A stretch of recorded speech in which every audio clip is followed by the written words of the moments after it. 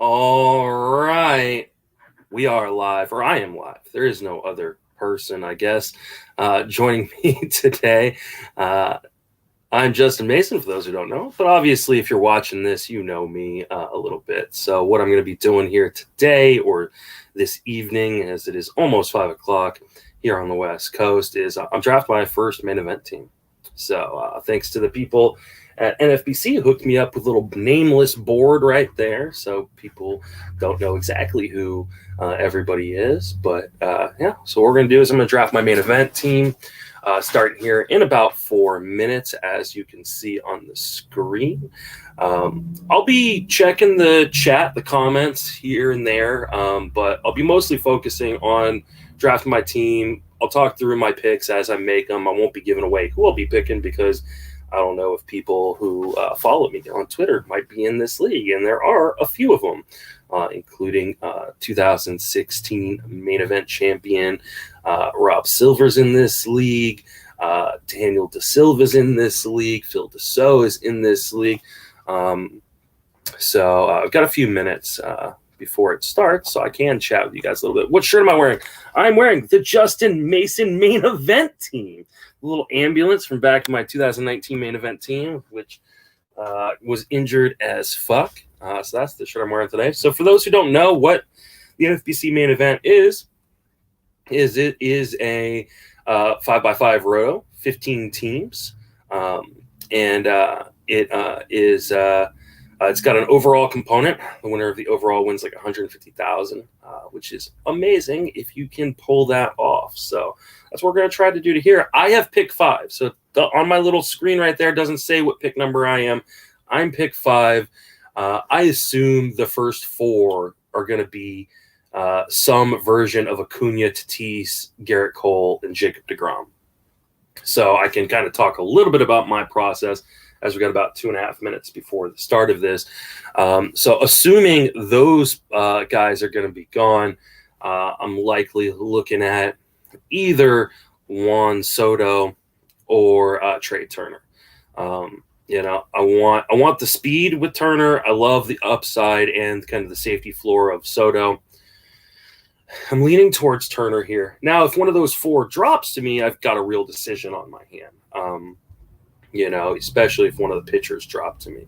I don't think that's going to happen. It hasn't been happening very much in these main events, though there's only been 5 main events listed on the ADP, and I don't know if there was another one earlier today or not.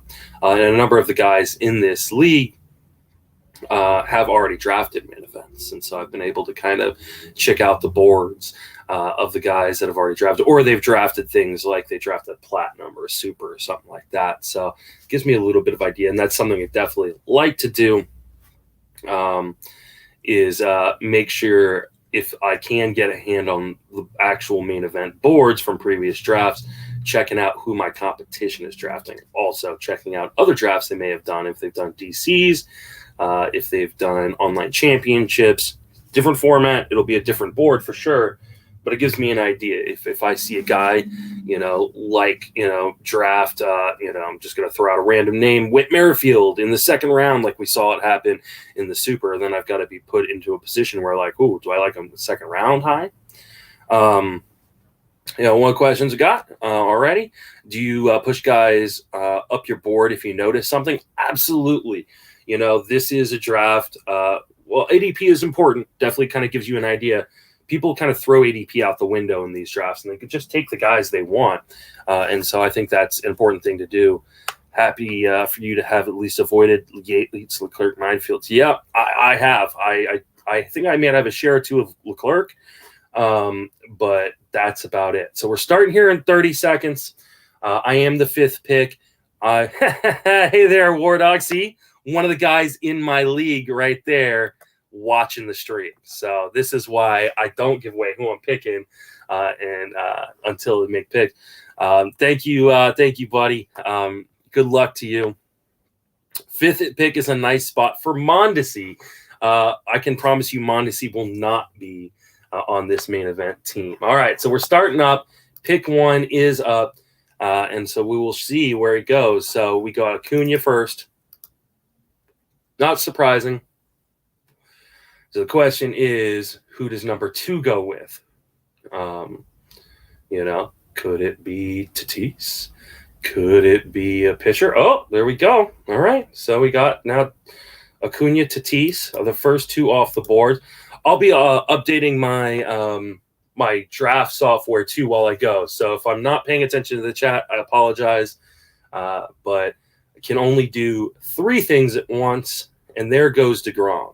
That was definitely who I wanted. Didn't think I was going to get him. So the question is now, does a guy like Cole get to me? And he does. Ooh, so this now puts me in a weird spot because I really thought I was going to be taking Turner here. But now I'm in a predicament. And I think I'm going to go take Garrett Cole. I really like having the ace up top. So that's, that feels like a gift right there. I'll take that.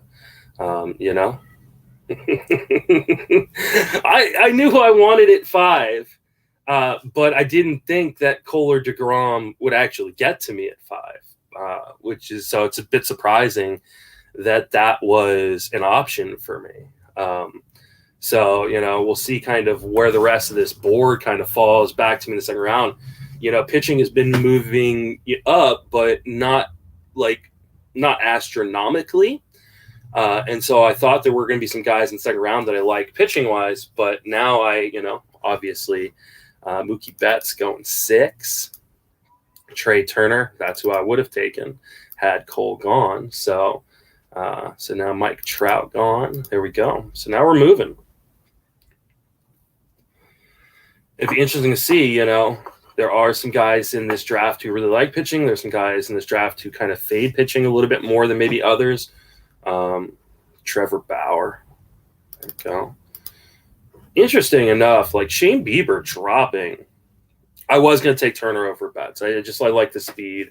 But I think you make the argument for any of the guys kind of going in that top 8,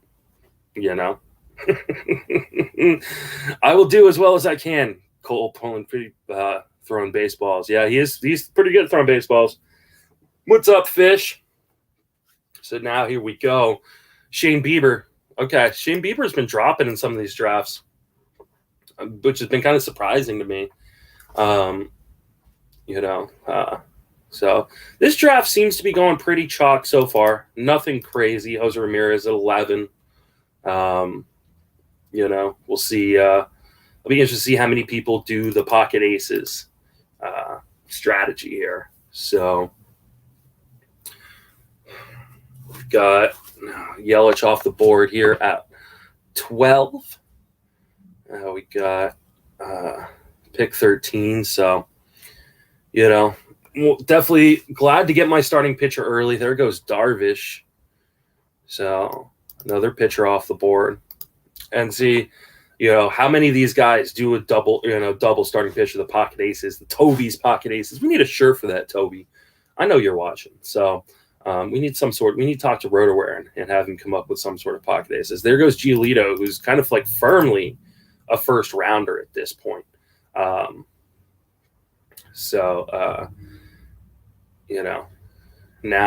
we're kind of past the first round pitchers.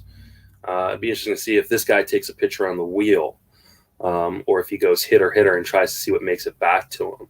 The wheel's a tough place to pick. 15, 16, do not want that spot this year. That is definitely not the place I want to be, because I feel like really there's a little bit of a drop off, but there's some good options right here if he does want to go hitter, even if he wants to go pitcher and start to drain that pool a little bit of the elite guys. It's why it's so nice if you are at a spot like 5 to be gifted a guy like Garrett Cole. And this guy's going to use all of his clock. And he goes Lindor. Interesting. Not that I dislike that. I do like Lindor. He would have been an option for me in the second round. And then he goes Brandon Woodruff. That was someone who I thought might be there in the second round for me. So very interesting. Now I'm really glad I got Cole. because the pitchers are starting to fly off the board. Aaron Nola goes. I'm pick 5, so I got Cole in the first round. So I moved my laptop for the stream a little bit, and this seems to be working out a lot better. So we're now at pick 18. Aaron Nola is already off the board. I'll be interested to see how many more of these guys. We've already got 1 pocket aces, so we'll see how many more pocket aces we get. Max Scherzer, I kind of knew he was going to take him right there. That's a guy I already have seen some boards for. So this person picking right here, I have not seen many boards for, or I don't think any boards for. Or no, I think I saw 1 board someone sent me earlier tonight. So interested to see. He started off with what, Yelich right there. All right. Dun, dun.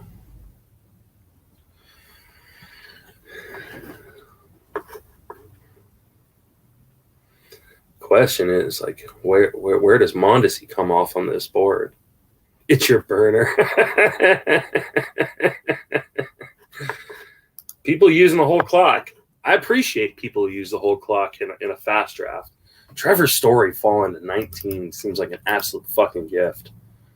A Yelich Story start is pretty nice. That's like a January start or December start when Yelich was going in the second round. So Freddie Freeman goes.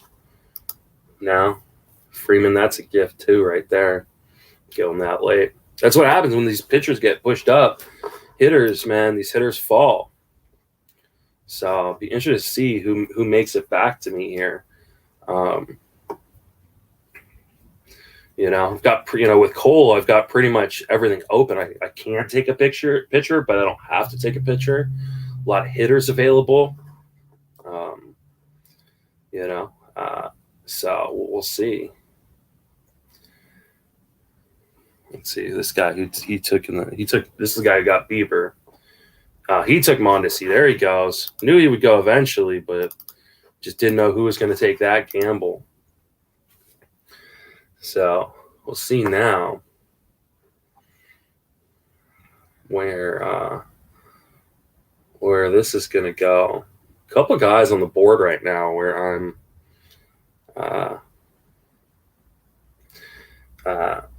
there goes Bryce Harper. All right. Oh, actually, Bueller went first. So Bueller, Harper. All right. So now we've got a real predicament here. Bo Bichette. Wow. Okay. And then Luis Castillo. Interesting. All right. So now I'm on the clock. And I'm trying to make a decision on what I want to do here.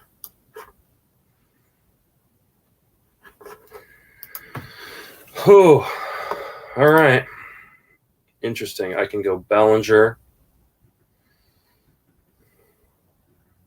I could go pitcher.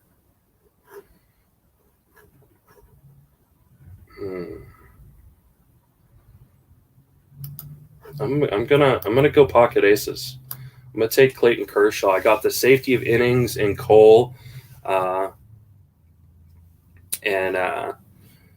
now I went pocket aces. My first time ever go pocket aces in a main event, but I really like that start, and pitching's flying. So now I've got my pitching locked down, and I can start making moves towards hitting. So not a typical Mason start, but I like this start. Kershaw throwing 80. I'm not worried about Kershaw at all. So we'll see who makes it back around to me. But someone's going to get gifted a Bellinger pick here. I probably should have got Bellinger, but there goes Bellinger. The guy who started DeGrom went DeGrom Bellinger. That's a pretty sick start right there for him. But, leagues aren't won or lost in the first few rounds. It's a little bit more than that. So, all right, Jack Flaherty. My fear was we're going to see 4 pitchers go off here in between my next picks, and I didn't know it was going to make it back around to me in the 3rd round. So, catch up real quick. So Seager went after that.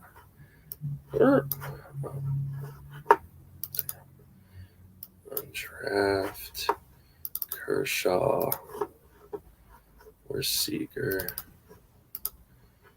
Then it went Bellinger. Then Flaherty. Then Machado.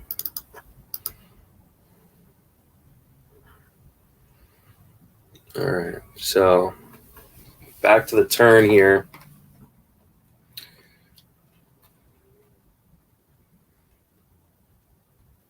Yeah. I mean, that DeGrom Bellinger start's pretty nice. All right, Blake Snell. See, here we go. All these pitchers are coming off the board.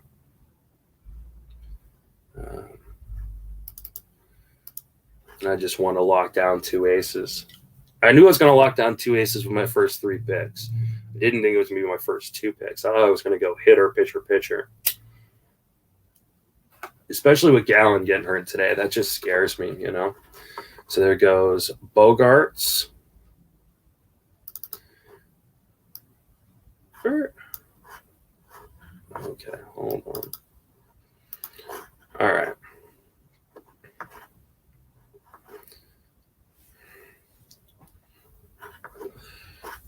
Okay, so I missed LeMahieu is who I missed. LeMahieu went, then Snell went. Where's Snell? All right, then it went Bogarts, and then Kenta Maeda. So, I mean, it's already, the beginning of the 3rd round, and so many pitchers have gone. I think it's time to go a little bit, go big, go home, right? So, Kyle Tucker is my boy here in the 3rd. Yeah, Trout-Harper combo, that's pretty sick start, right? But, everybody gets a 6 start early. There's just so much talent at the top. See, here we go. More pitchers going off the board. We're just going to see pitcher after pitcher after pitcher. So, I mean, that's the hope was with taking Kershaw. I thought about actually taking Tucker in the 2nd. Bellinger, Tucker, Colstar would have been nice too, but I'm loving this start so far. So far, I'm drafting from the 5th spot. For those who are just tuning in, have started Cole, Kershaw with pocket aces, and then Kyle Tucker. So it's a good start so far. Power and speed with Tucker. I got plenty of starting pitching already. Ooh, wow! I'm surprised Luis Robert went right there. It's interesting, to say the least. Actually, I'm not surprised. People shoot for the upside, right? So,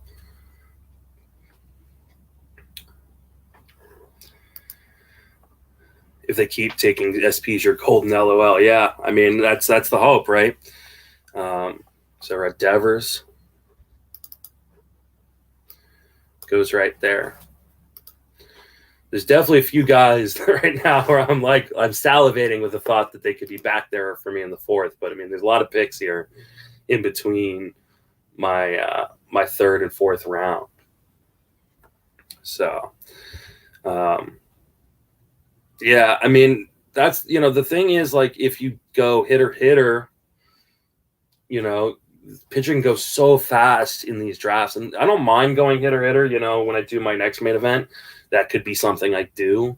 The beauty of the way I draft is I don't come in necessarily with a set strategy. So I'll be interested to see what this guy here does with the 40th pick. Glass now. Okay. I mean, I love the upside of Glass now, but I just don't know that I trust his health, his control.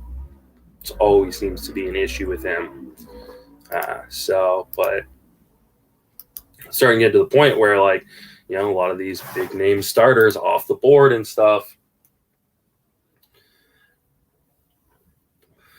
So people are either going to, you know, push starting pitching weight down, or they're going to I'm team 5. Yeah, I'm team 5. So started off pocket aces, Cole, Kershaw, and then Kyle Tucker in the third.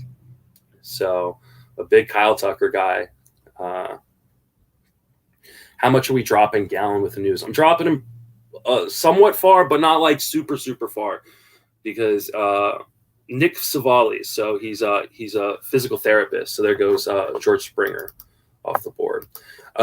He said that the strain of his form is actually at the opposite side of the UCL. So you got to drop him because there's, you know, definitely some risk there. But there goes Ozzy Albies.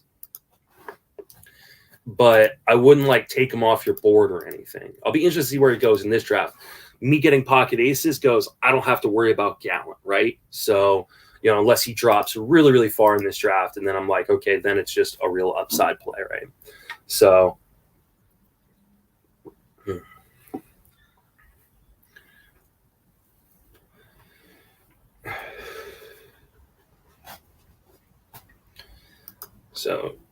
right there goes Tim Anderson.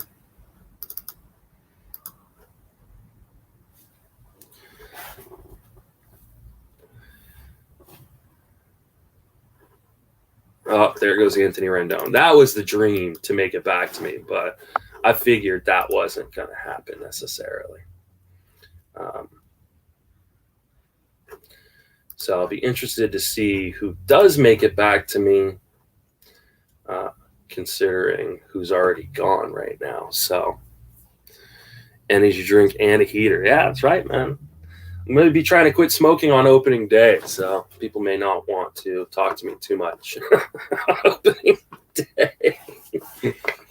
But I just got to make it through draft season, man. Draft season is too hard to try to quit smoking. So we shall see. Some really interesting guys still on the board right now. Interested to see what this guy did. He started off Lindor Woodruff. Eloy, that's a good pick right there.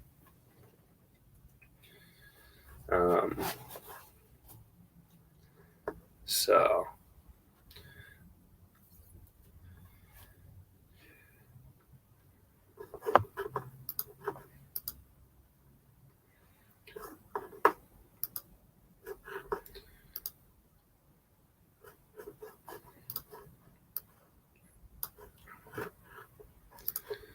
dun, dun, dun.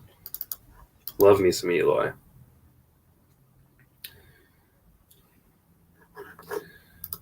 All right. What pushed Tucker ahead of Merrifield and Robert? Robert's swinging strike rate. I mean, the amount he strikes out is just a bit scary. I don't think the floor is safe. Plus, I think there's a real chance he could bat 7th. Merrifield, I like a lot, but he is getting older. Merrifield, you know. Let's see. Pete Alonso was his pick. Not a guy I would have considered there. But, again, these are drafts where people go get their own guy. I'm sure DFS will keep your mind off of smoking. Yeah, probably.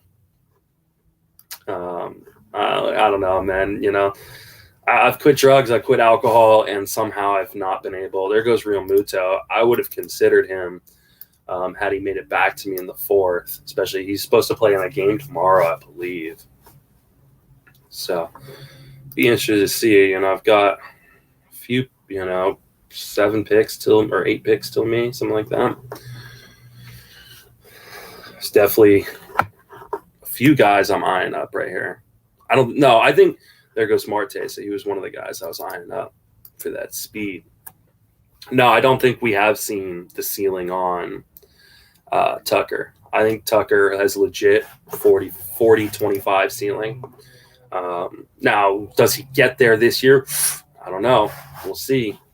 But I do think he has that kind of legit upside. All right, Bregman goes. So not super surprised by that. Some people buying the Bregman bounce back.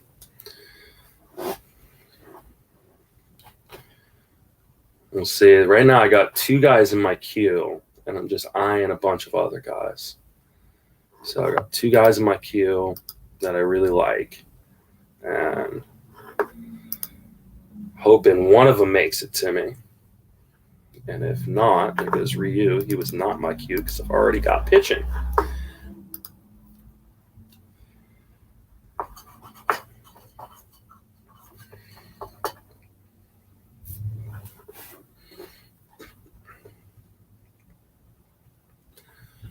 The question is, does one of these 2 guys make it to me? But I can go a lot of different directions if both of them are off the board.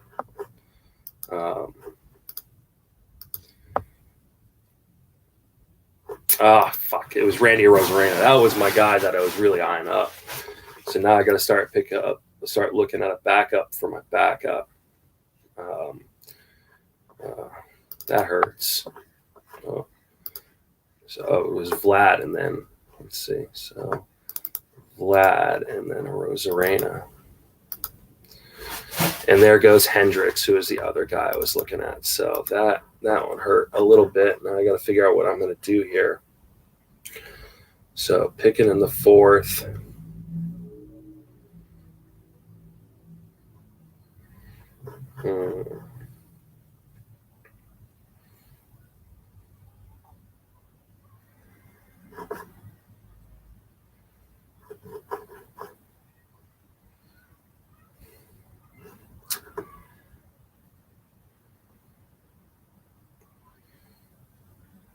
And then Corbin Burns goes. Not that I was necessarily thinking about Burns, but I do love Corbin Burns. Oh, all right.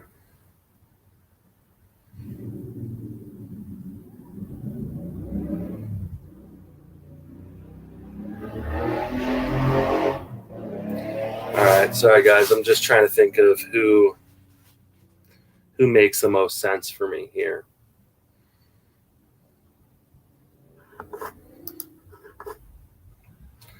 All right, then Aaron Judge goes, who is not a guy I was thinking about.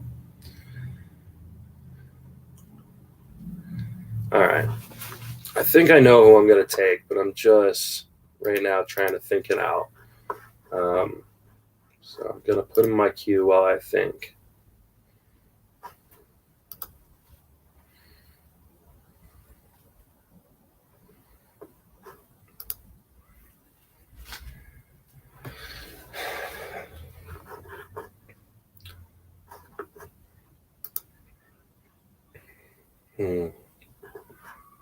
I like Ozuna, but I'm a little worried about no DH in the National League.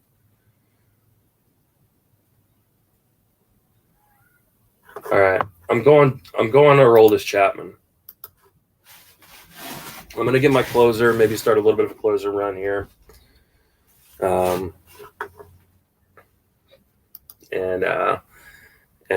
not worry about fighting for saves with other people. So get my guy. I know most people would take Hader.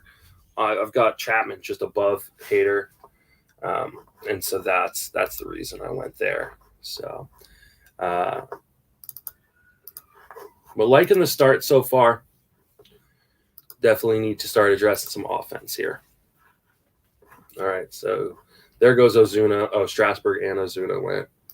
So get Strasburg off there. Get Ozuna off of there. All right. So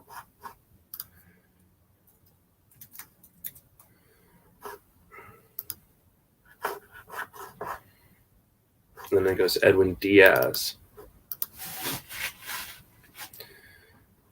Yeah, Team 3, he's a good player. He's a very, very good player. So, all right, so Edwin Diaz gone. So a little bit, wonder if we're going to start seeing a little bit of a closer run here as people start to freak out over that. Start looking at some of the other guys I'm going to be willing to take here in the 5th round. Just throwing some guys into my queue.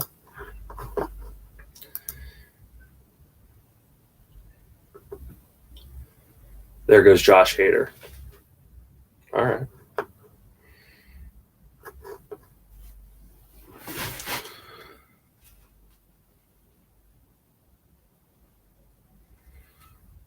So I got 3 guys queued up right here.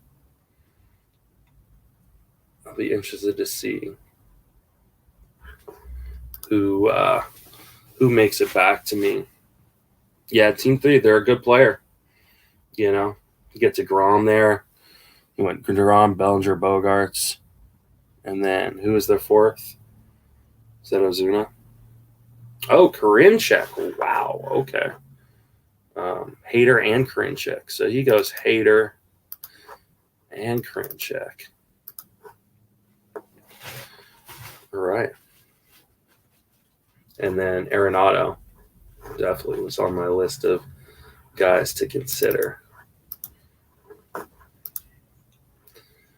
So let's see what this powerhouse team. People push up pitching. That's what happens with guys like Starling Marte. Is the pitching gets pushed up.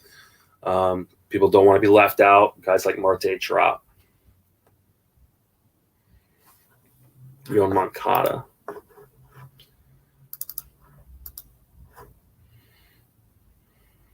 All right, so I'm going to get one of these guys right here that I really, really love. The question is, do I want to risk and see if I can get one of them later in the next round? Or do I just pop on the guy?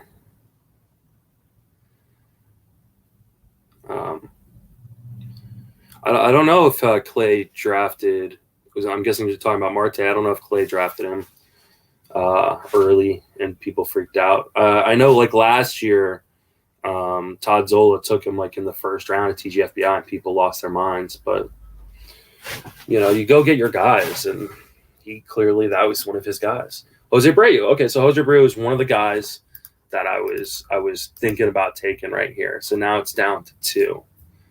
So the question becomes, which one of these guys do I think I can get back in the next round? So this is where you start kind of taking a look at ADP.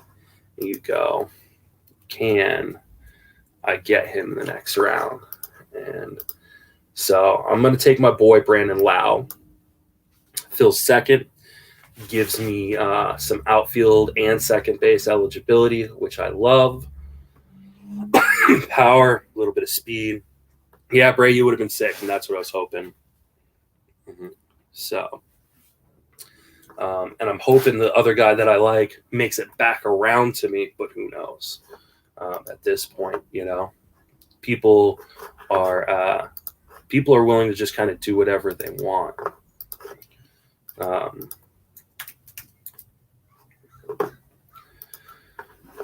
So, Plesac. So we got Zach Plesac off the board. Then we got Kevin Biggio. Biggio off the board. And then my boy Kyle Hendricks, who definitely I would have loved, but and then there goes Ketel Marte. I got him kind of out on this year. Is it choppy? I'm sorry, guys, if it is. You know, I can't really tell because I got no one talking to me. There goes Austin Meadows.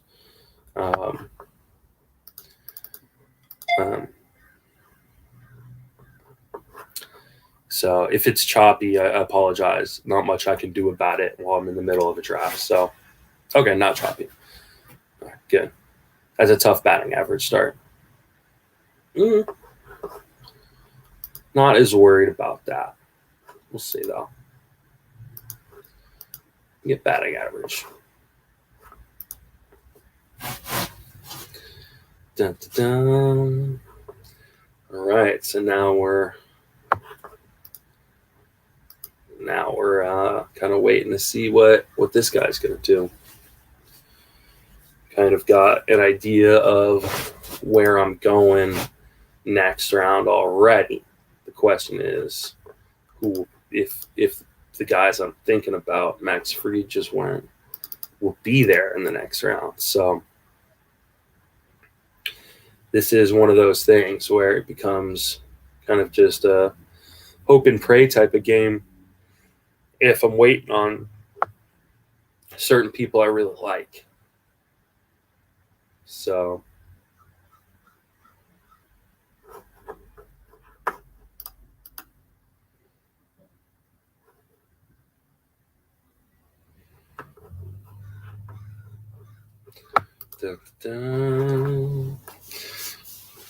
Glaber's been falling quite a bit. Yeah, it's not surprising. You know, a lot of other shortstops that are really, really good. People want to take those guys early. But he was a second round pick like last year, right? Second, third round, something like that. So if he bounces back, we're going to be surprised. Horacio Iglesias, another closer off the board. Good closer for a little while. Eugenio Suarez was a guy I was thinking about. Oh, well.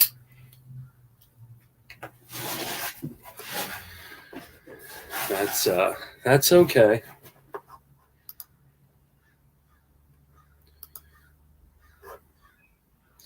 Dun, dun.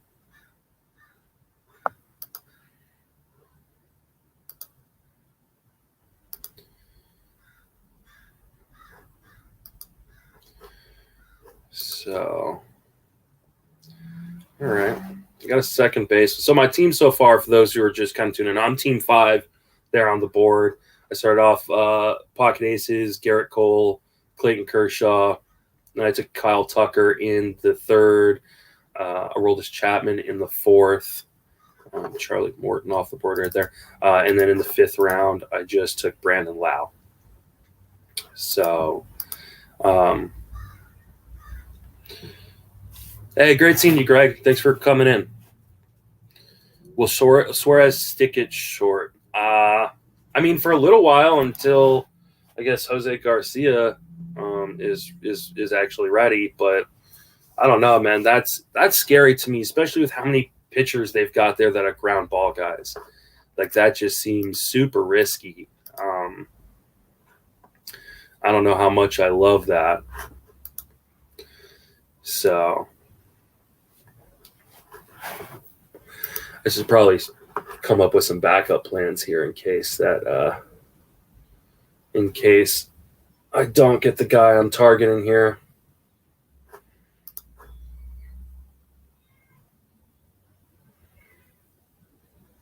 Oh, Sal Perez. A little interesting that he's going that early. That seems really early for Sal Perez. But again, guys in this, they go with what their gut is or what they want to do.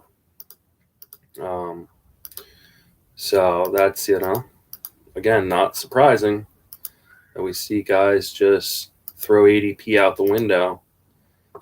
Jeff McNeil,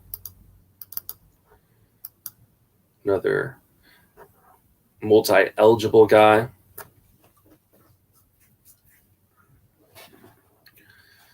So now we're starting to move towards where I'm going to be picking.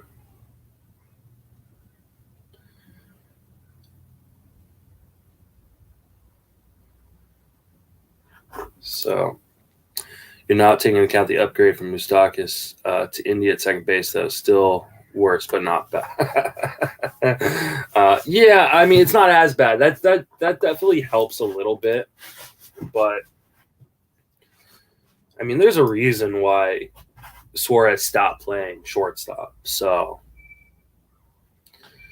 his minutes TGFBI was 75 or 790. Yeah, that happens. Okay, so we had a couple picks. Gurriel goes. There goes Glaber. So now we're getting closer to my pick. And shit on my desk there goes Luzardo. People starting to get excited about Luzardo again. which I don't mind. I do wonder, like, how many innings are we going to get out of him, considering, he has some recent injury history. Be interested to see. So, all right. So we're 6 picks away right now. It is early for Luzardo, but you have to remember in the main event, pitching gets pushed up quite a bit. And especially with like Carrasco going down and Zach Gallen suffering an injury today, other guys are going to get pushed up in their stead. So there goes Javier Baez. Definitely not someone I was thinking about. Surprised Baez and Hura. Well, Baez just went out. Hura, Hura is one of those guys that people are either really stoked on or they're really out on. I'm kind of on the fence on him, but I doubt on this team Hura is going to end up, considering I already got a second baseman. There goes Kenley Jansen. So people still going after some closers there. All right. So we're 4 picks away. I'm feeling better about the chance that the guy that I was hoping would be here is still going to be here. So 2 picks in front of me. Toby Proud, Cole Kershaw, nice. Okay, so Ian Anderson, there you go. Gotta find Anderson. There he is. All right, so we're on deck. I mean, I've got the guy I want and the guy I would want as the backup kind of pegged up. So let's see what happens here. I don't know if who this guy is thinking about picking here. He took my backup. He took Castellanos. So that's okay. So now I'm just going to kind of look and be like, okay, double check, kind of look at things. All right. Is there somebody else that makes sense here? Or, I mean, clearly, this guy is clearly the best player on my board. And this will be his min pick in the main event so far. Definitely not his min pick. In like other drafts. So, but I'm okay popping on a guy early to make sure I get him. So, Nelson Cruz, welcome to the team. So, a little bit, add some more pop to this team. We got to actually add him to my draft software. All right, so add some more pop to this team. And then makes me pretty happy right there. So, all right, so now we're going to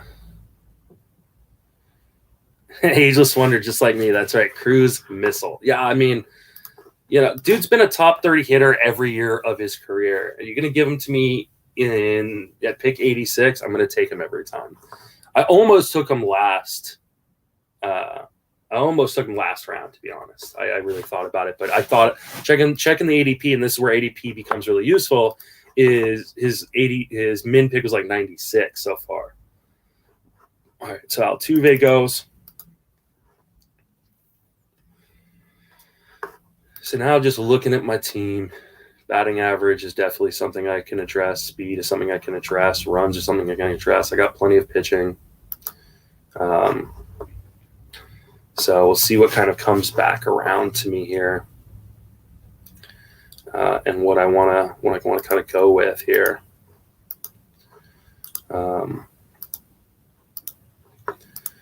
So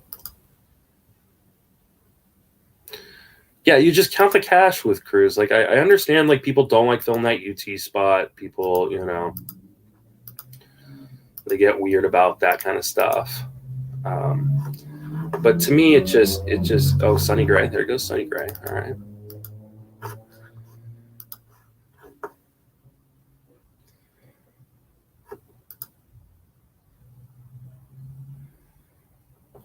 Yeah, I know people get weird about rostering a UT only player, especially that early. But you can address multi-positional guys. There's so many of them this year. So just want to check something. Oh, there goes Luke Voigt. All right. There goes Luke Voigt.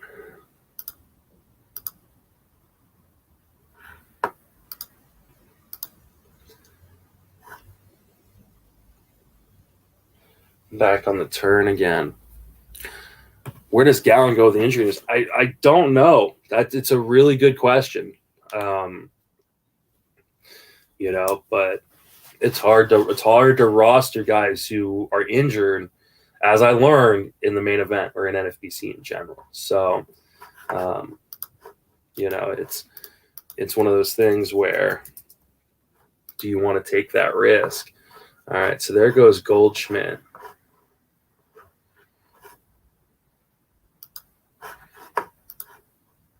Not that I was necessarily thinking about Goldschmidt there, but I am kind of struggling with where I'm going to go at this point.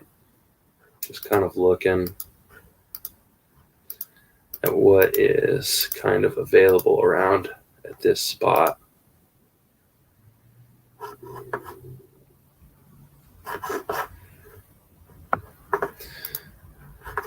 T1 is trash. I haven't even looked at what his team is yet. So,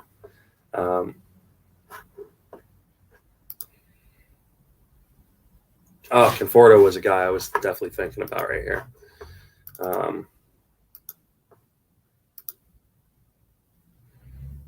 So that's a bit of a bummer.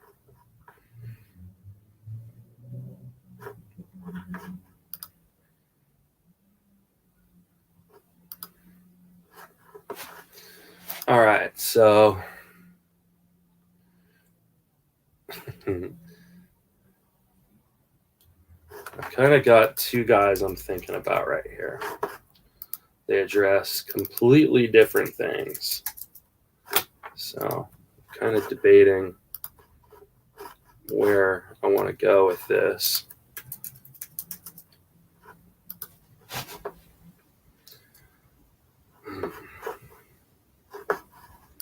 So I'm just kind of looking up where ADPs are on guys.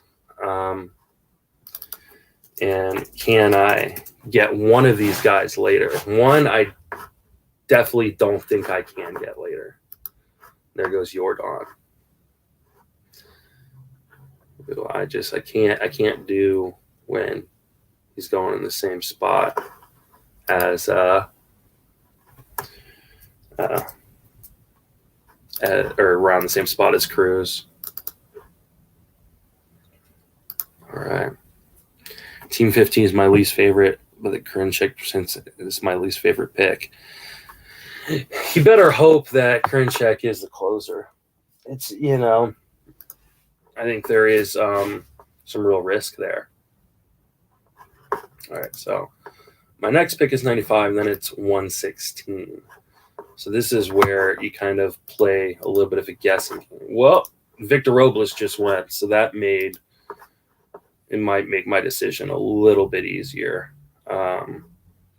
because Robles was definitely one of the guys I was considering. So now I've got to take a step and really think about what I want to do here. So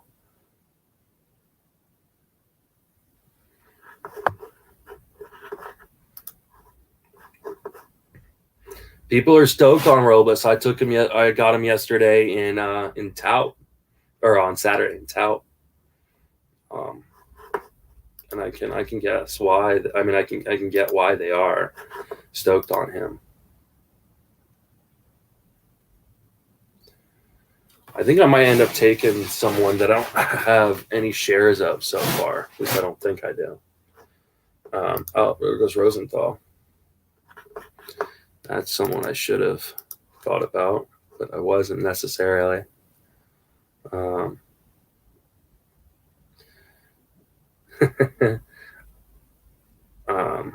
okay, so now it's on me. The question is, I wonder if I can get this guy that I'm thinking about later. And so do I want to take the gamble that I can get him later, or do I want to set another min pick on somebody?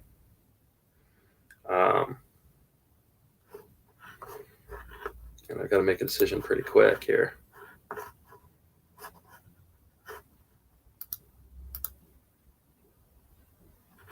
No, I'm just going to set them in on Charlie Blackmon and get the batting average. Batting average, runs scored. Fits really well with my team. I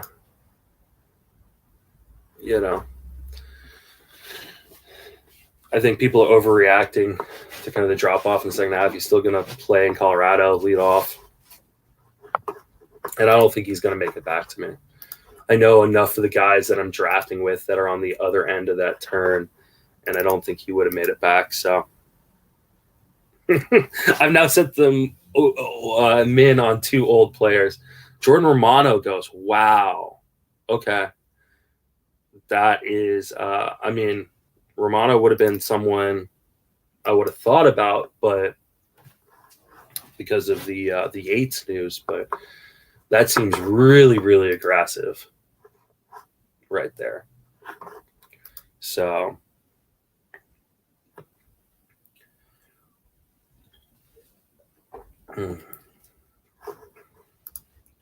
there goes JD Martinez.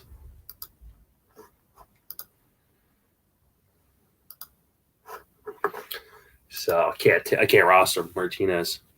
Yeah, I mean, there's a lot of still like good locked in closers on the board right now. So it's a bit weird to see him go there. There goes Teoscar, my boy from last year. I just worry about how much he swings and misses and how much talent they've got on that team already. Yeah, I mean, the main events are really interesting. Like, that's, one of the things about main events is like they're a beast unlike any other, right?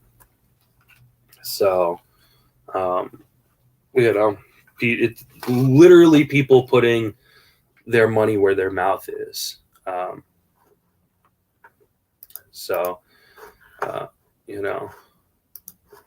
Right now I feel pretty good about my team.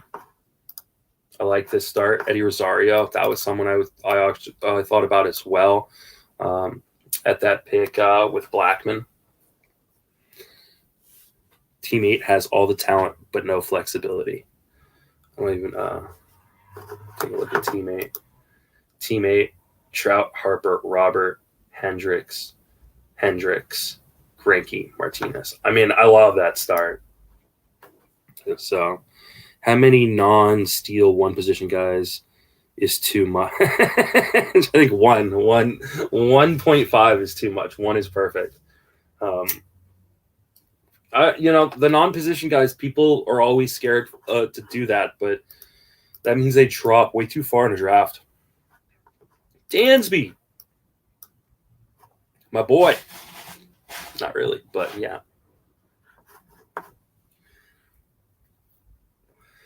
So now we're reaching a really interesting part of the draft where the starting pitching had been going really fast, and it has stopped going so fast. I'm actually really surprised by some of the names that are on the board right now.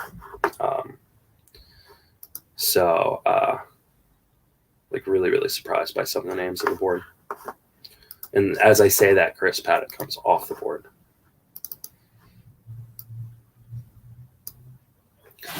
So definitely interested to see who kind of comes around this turn. Matt Olson. I like Matt Olson, but that batting average risk is pretty scary. how many darts you will smoke because you make 30. No, not that many, but definitely quite a few.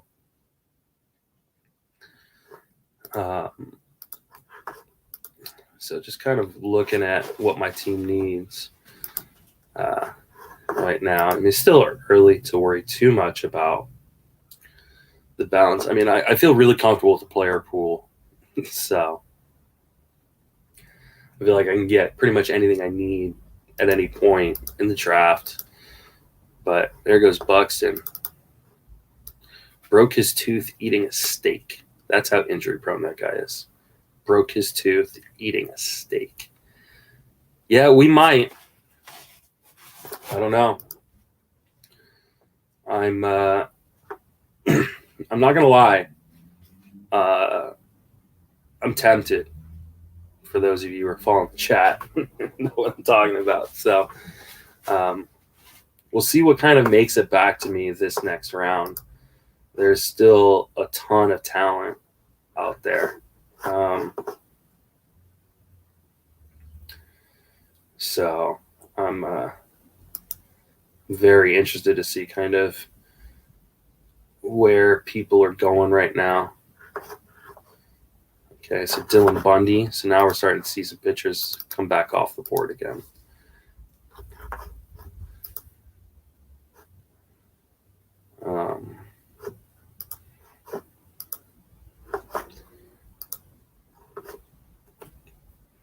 My KDS.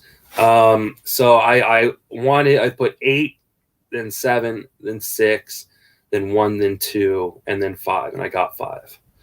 So I think I had like the 8th selection or something like that. So I wanted either middle or the front end. Woodruff, I was hoping Woodruff would be the guy I got in the second round. Like that's who I was kind of targeting. That I mean, that was his min pick by a lot.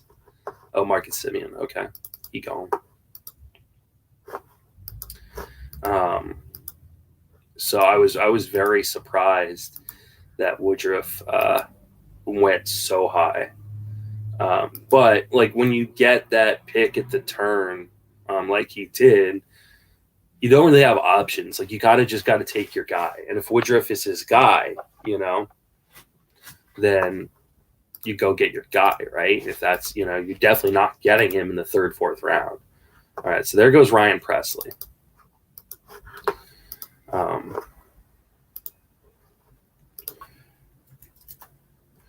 So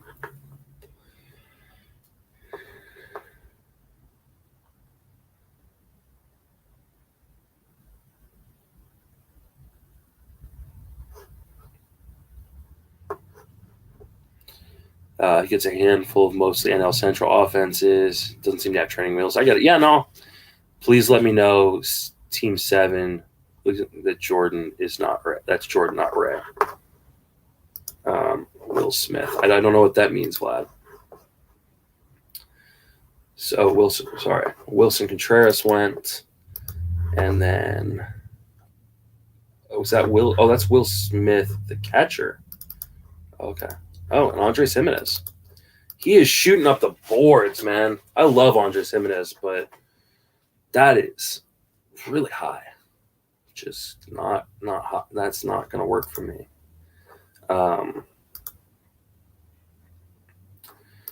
So now I'm just kind of trying to figure out who I'm going to take here. 8th round.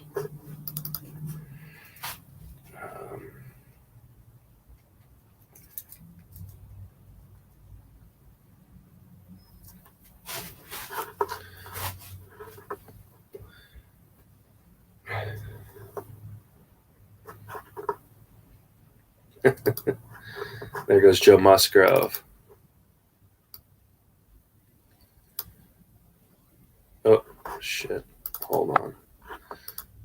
We had someone go in front of Musgrove. We had... Who was that, though? Lim Colors. Sorry, guys. Colors. and then Musgrove. All right, let's see what happens here.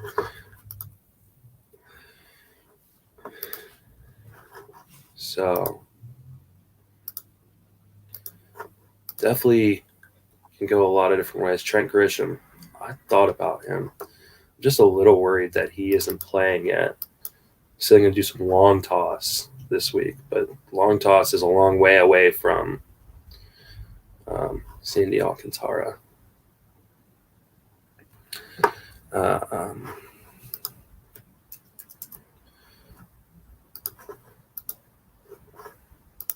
right, I've got a predicament here.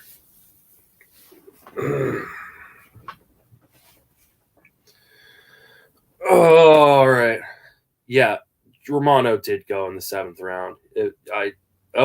That helped part of the predicament because I was thinking about Rizzo right here. So now I've got a big question of where do I go here? I really want to take Zach Gallen.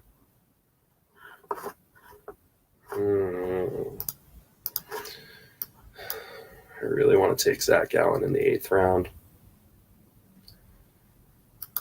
I'm going to do it. Zach Gallen in the 8th round. I'm going to take the gamble here that he's fine.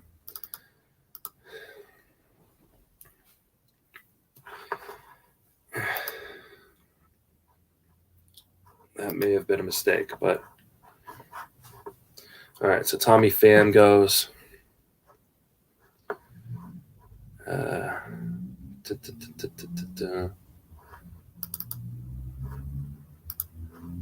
Zach Wheeler goes. All right.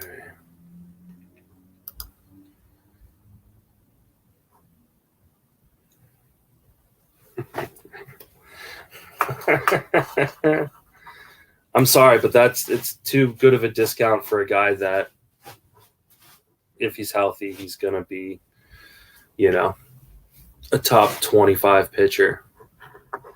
Dylan Moore, okay. People are going after speed right now, which I get.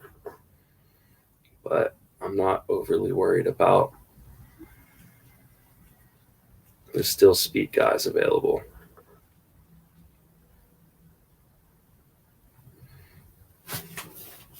My wife has just decided I'm not coming in.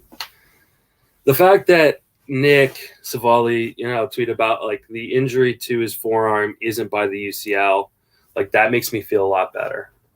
And I've been thinking about it for a couple rounds, to be honest. This could be one of those situations where in a few days we're like, oh, he's fine. He's going to be ready for opening day. And even if he misses first few weeks, Patrick Corbin, that hurts. Okay, hold on. I got to catch up. Urias went and Corbin went. But I don't need Corbin now that I've, locked down my number 3. So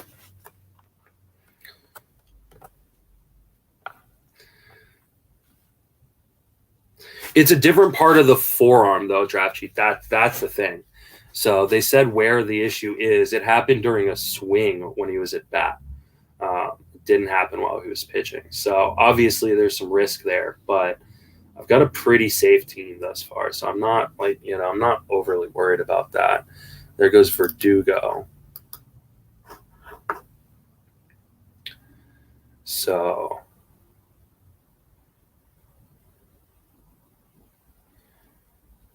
I'm looking at where I want to go next. And I think there is a few different options right here. Okay, that I can come back for.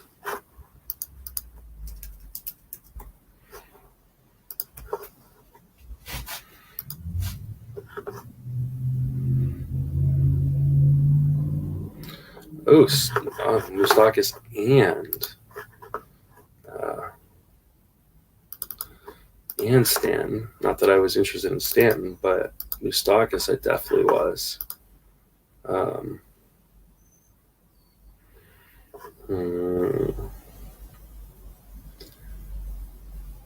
Okay.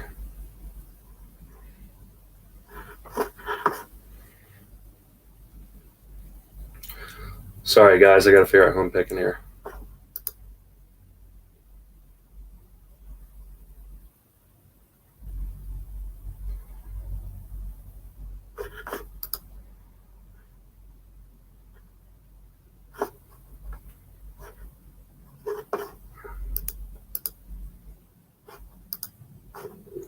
All right, going back to the well on Max Muncy, triple eligible. I like the flexibility. Might have been a little early on Muncy, but I love the triple eligibility. I love the Dodgers lineup.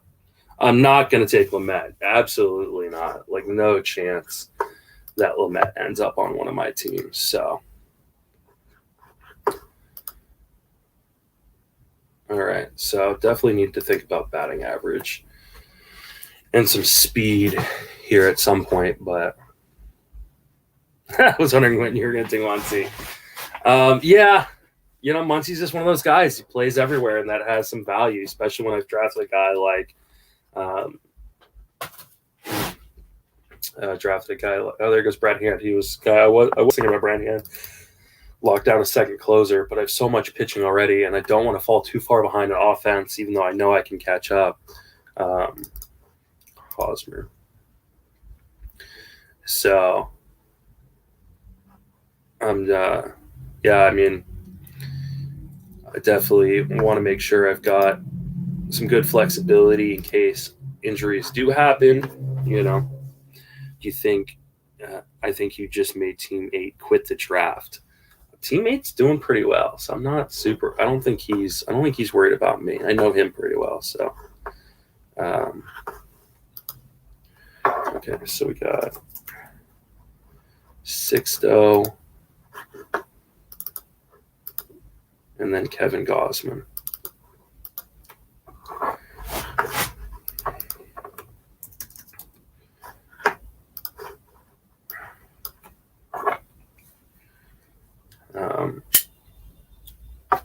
So I'm just going to add some people to my queue real quick.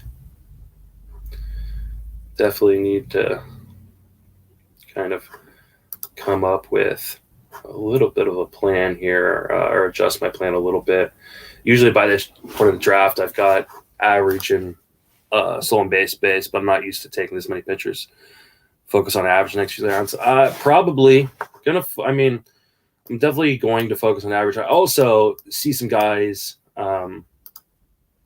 who are falling in this draft that I'm a bit surprised by.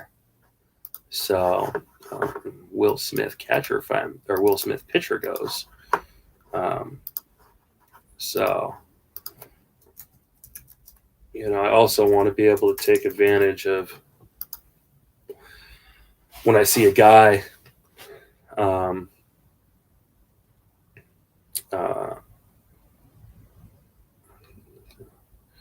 When I see a guy fall in the draft that I like, I don't want to just take a guy just because he falls, right?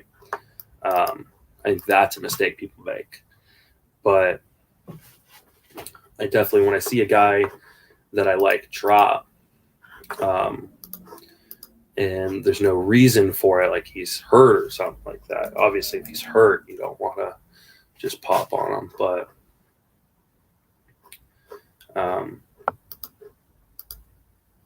you see a guy that you like drop, then you start going, okay, why is this guy? Oh, that one hurts. Cabrini Hayes, I could have taken him last round, but it just felt a bit early for me. So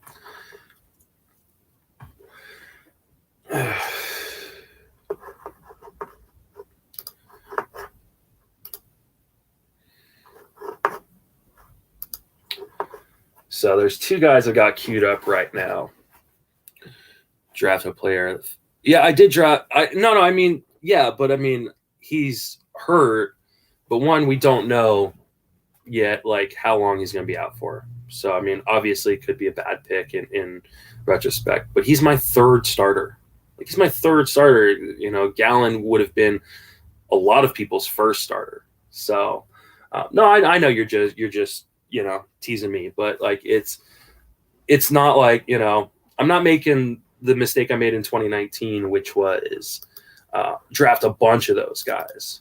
That's my one guy. That's, and there's a chance he's ready for opening day. He's fine, right? So we'll see. If I lost my 8th round pick, I lost my 8th round pick. Whatever. I feel good enough about my pitching staff thus far that with Kershaw and Cole at the top, where it's like, okay, does that suck? Yeah, but it's not something I'm like gonna lose my mind over or anything like that.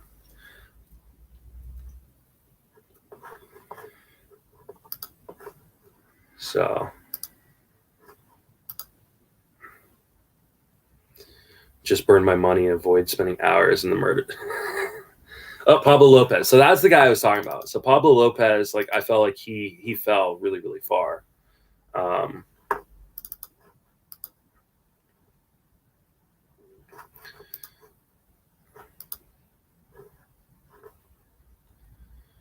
So, which was just a bit surprising to me.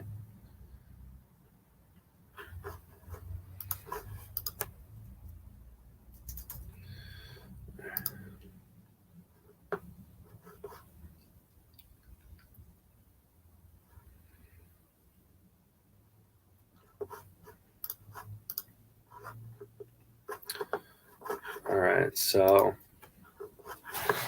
still got the guy was one of the guys I was thinking about last round, still on my queue. Got to start thinking about who the backup is if for some reason he's not there when I pick. It goes Carlson.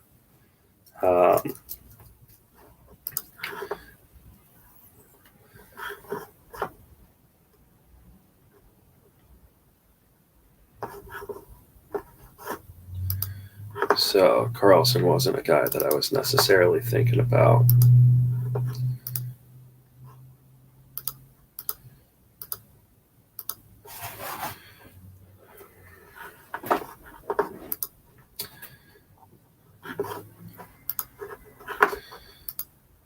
Loriano goes before Cano in every draft. It's the speed, that's why. People are so afraid of falling behind in speed and not being able to get speed that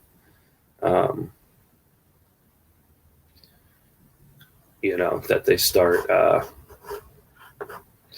reaching on guys a little bit. And while I understand that, it makes sense, I don't like to just overreact either.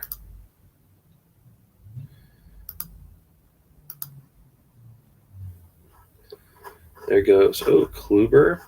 I knew someone was going to pop on him. There's so much hype right now on Kluber, which I get. He does look good, but it's been so long since he was healthy. There goes CJ Cron, and then Alec Bohm. Bohm would have been an interesting, a little bit batting average in the pop. So, but I've already got a first baseman. I've got Muncy to play everywhere, so I've got that multi-position eligibility with Muncy and Lau. Can I scroll the draft board down? Yes, I can. Dun, dun, dun. I'm going to scroll it down to right about there. All right, Savali. Oh, all right, so Grandal and then Savali. Grandal and then Savali. So now the pitching's starting to go again. But I feel pretty good on my pitching. Ohtani.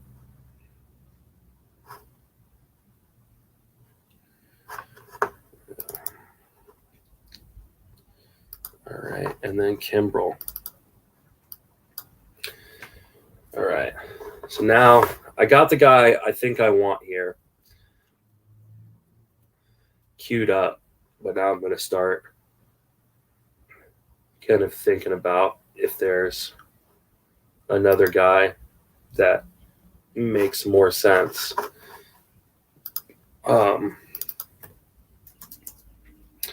And can I get him back in the next round? think there's a chance I can get him in the next round. So I'm going to go with the guy that addresses that batting average issue in Michael Brantley. So that helps out the batting average. So, and then I got to go back over the StreamYard. I like Mountcastle. There's some risk to him, but I mean, he's hit at every. Wow, Nick Senzel off the board already. Senzel is like one of the highest risers right now. And I like Nick Senzel, but I don't think I could be taking him where he's going. So you were pissed that they reported that Brantley, or you were pissed that they didn't end up getting him. He would have been great in Toronto. That would have been really, really nice. So now there goes Chris Bryant.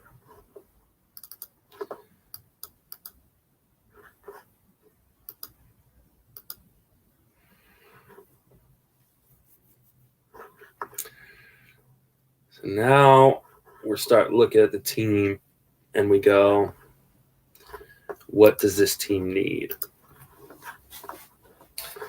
Got plenty of pitching.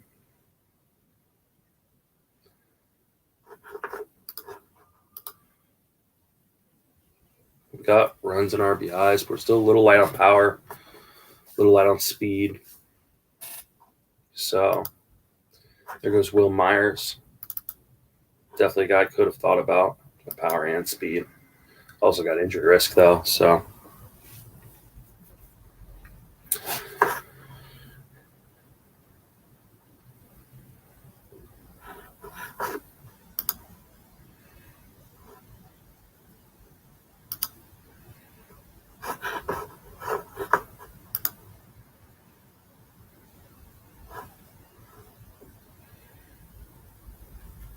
there goes Sword Layer.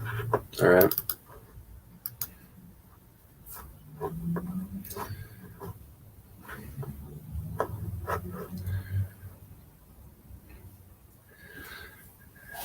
Got one guy queued up. I'm not super thrilled with him necessarily.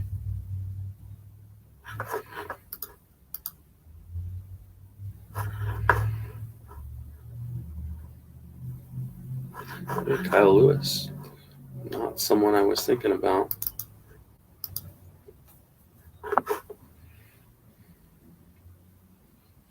Yeah, I would. Oh, and there goes my boy Frankie Montas. But again, pitching is okay right now.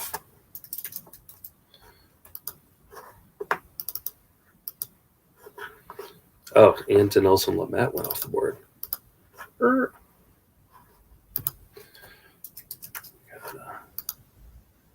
Go Lamet.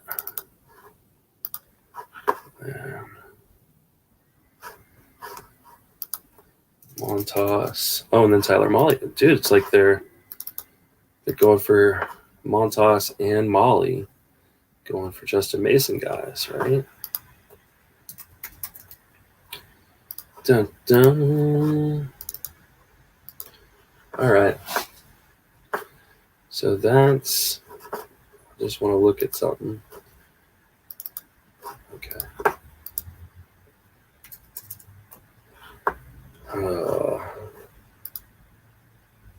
I'm going to address shortstop here. I'm going to go with Didi. Not super enthused with it, but shortstop definitely starts dropping off a little bit more.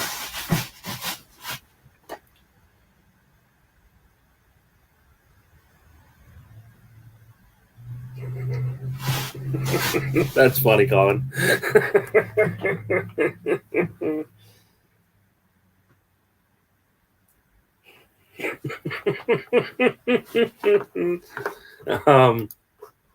Sorry, I can't laugh that hard while I'm drafting. I'm gonna lose track of what I'm doing. Feel free to throw that in the chat there, Colin, if you want. That was really fucking funny. Okay, so caught back up. Chapman went. Travis Darno went. So, got my shortstop. Feel good about that. There's a little catcher run here. Mr. Vasquez goes. All right.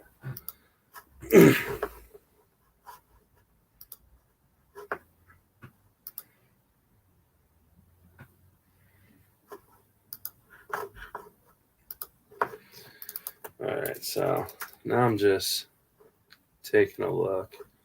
We're pick 160.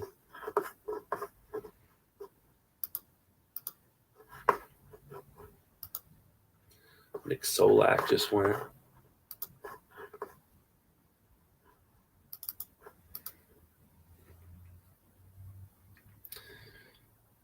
So far, liking the team. Hopefully, you guys don't hate it. My wife is pissed at me right now for taking Zach Gallen in the 8th. I just couldn't resist the upside play right there. No, I know I'm light on speed. I'm not particularly worried about it.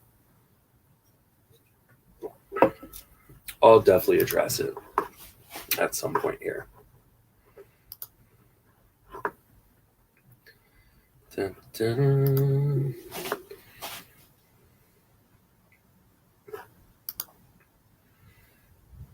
Oh, there goes Yastrzemski. I don't even like Yastrzemski, but I mean, this is a good spot for him. Malik Smith masterclass incoming. Yeah, maybe we'll see. Malik's I could get Malik's my last pick, right? 60 stolen bases.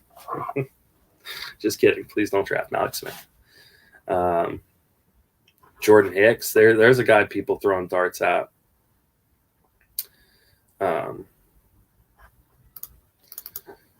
don't know that he is the guy or that there is a guy in St. Louis. So I feel like if you're going to draft Hicks, you got to draft Gallegos. Now you're wasting 2 spots on one closer. Not a bad strategy. Pick your wife. Yeah, no, sorry, not drafting my wife in this draft. Absolutely fucking not. I love my wife, but she is not Marcus Stroman. There we go. She is not main event worthy. She's more of a 50-round draft and hold kind of player. Though someone hit me up earlier today. They're looking at the ADP from the auctions, and apparently she was drafted in an auction, in a DC auction. So they're stuck with her for the entire year, which I find absolutely fucking hilarious. That she is stuck with or he is stuck with her for the entire year. Not that being stuck with my wife is a bad thing. I'm stuck with my wife, and I love that. See how I just snuck that in? Richard Rodriguez.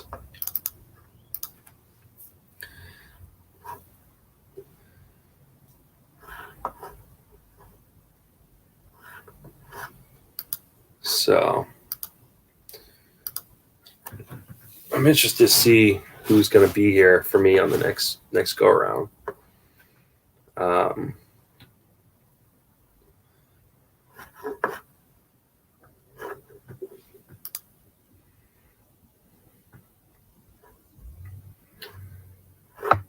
can go a lot of different directions. You're still mad. But feel free doing the Pete Conley. You shouldn't be mad. Gallen in the 8th might be an unbelievable pick.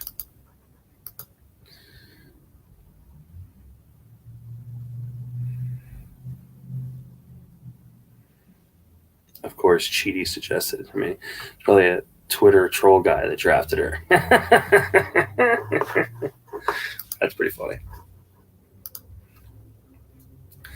All right, so coming around here in the 12th round, I doubt this guy that I want is going to make it to me. So I really got to figure out what my backup plan is going to be. There goes Anthony Santander, who was going to be my backup plan. So now I'm definitely trying to figure out what my backup plan will be.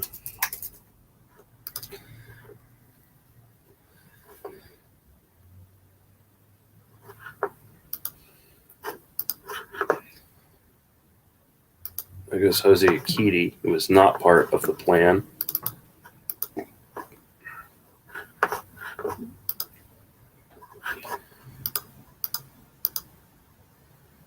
Dun, dun, dun.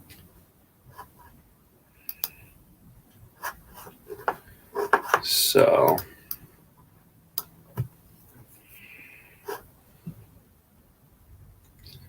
just kind of looking and seeing who might be the right choice if the guy I want goes.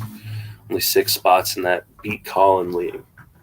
I was talking with my wife about that. It's just a shitty time for me. Plus, I've already got a draft on Sunday, Beat Justin Mason league, which is full. So I just don't know that I want to do another draft. I mean, I do. I always want to do another draft, but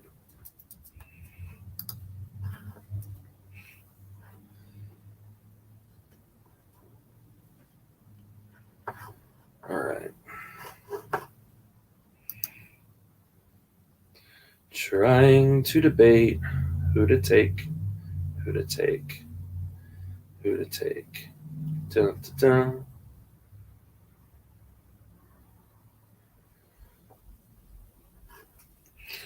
Reversed fast. Always feels good when someone you aren't in on gets picked. Never gets old. Yep. Oh, there goes Rhys Hoskins. I was looking at Hoskins. He's been brutal this spring, though. That's the one thing kind of giving me pause a little bit. And every position is deep, but I just worry, like, no DH means no days off for him. He's got to play the field. Is that elbow right? Catcher's getting barren. Yeah, but if you don't get Real Muto or Sal Perez or one of the top guys, it's like, just wait, So if you like Hoskins, just ignore spring. I have been. I'm not like a big Hoskins guy, but Trey Mancini, I like that pick. Rooting for him, right? And there goes Ian Happ. Damn it. Okay. Oh, that was brutal. Okay.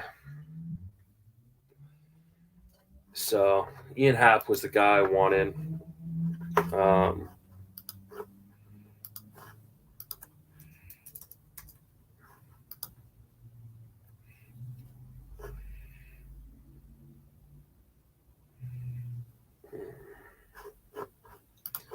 So now I got to figure out what I'm going to do here. There goes Segura and Justin Turner. Segura and Justin Turner. I knew that those 2 guys were going to take those guys. So question is, what do I want to do here? Now that my team has Brantley and Cruz. All right. So trying to kind of take a look and see what I want to do here. There goes Mountcastle.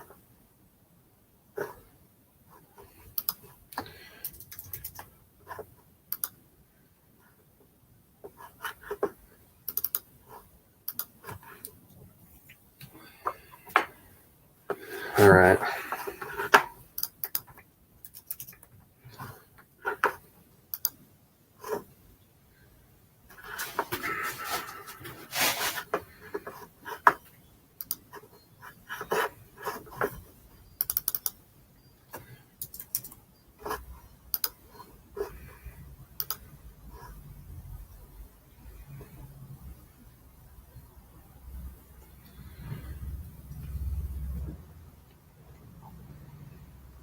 Zach Eflin. All right.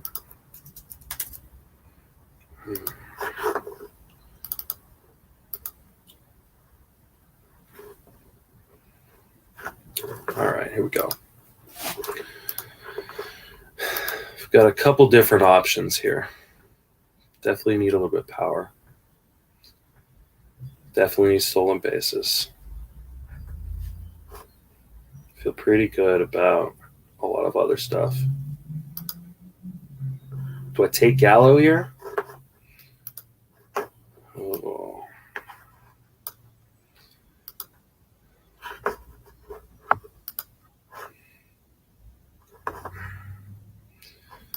Oh. Yep, I do. Get that power. Batting average might be a problem, but I can still get batting average.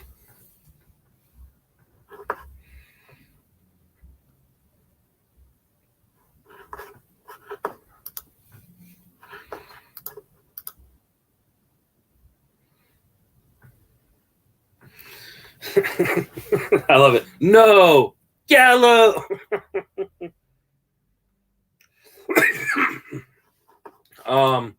Chapman, Matt Chapman. The reason he went late was because, people are afraid of the batting average. I like Matt Chapman. He's an accumulator. I think there's another level to him too. Definitely thought about him a few rounds ago. Montgomery, he's gone. Not a guy that I'm in on this year. Dom Smith, worried about his playing time.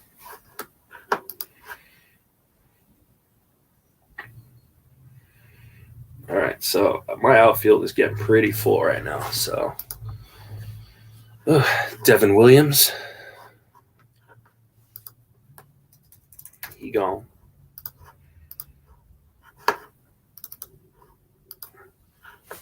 Andrew Vaughn, interesting.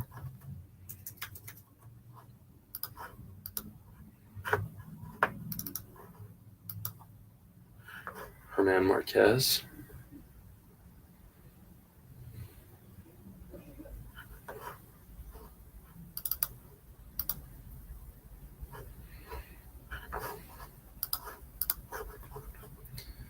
Dun, dun, dun.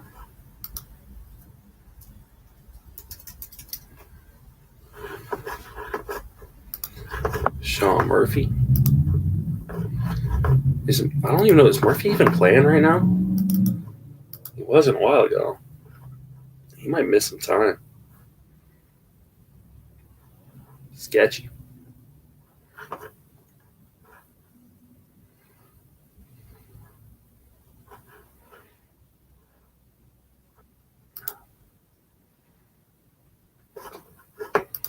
I gotta look at my team and see. Kalenic, he was the guy I was thinking about. All right. And then, all right, I gotta find Kalenic on my software. He's right there. Then I gotta find Pollock. He's right there. All right. I think I know who I'm taking here, but I just want to see somebody else real quick.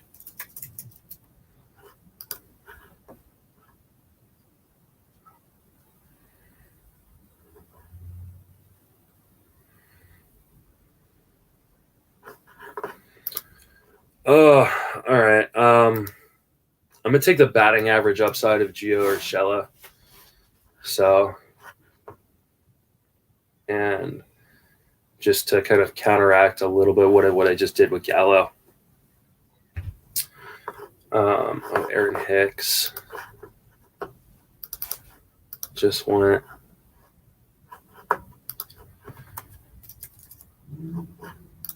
Oh shit.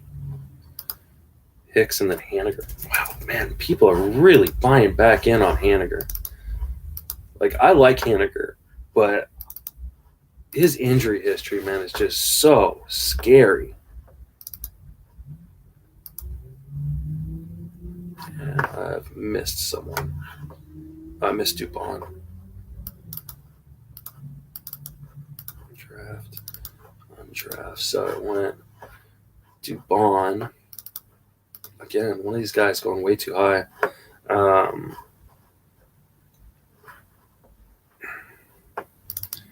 Hicks.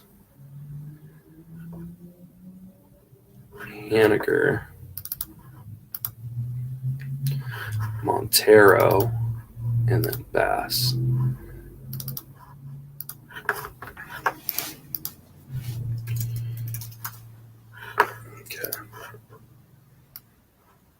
All right, so I kind of know who I'm going with next round.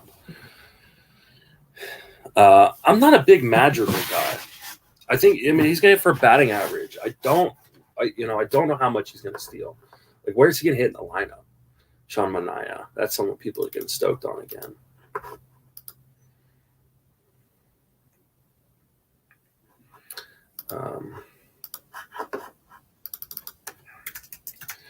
So I've got like 3 or 4 guys here with my next few picks. I've already got queued up. Eduardo Rodriguez, he looks pretty good in spring. I'm glad he's doing better after that COVID scare. 5th round Grincek, my lord. Yeah, people are buying Grincek. I'm not there yet, or I'm not there until we know he's actually the guy. Madrigal is the perfect combo with Gallo. Yeah, I know. I mean, Madrigal's an interesting guy, but I just don't know how much speed is actually there. I mean, I think there's speed in this game. Not saying there isn't. But Benintendi. I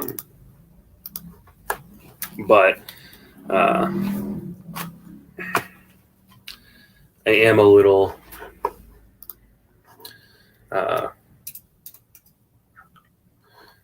suspect.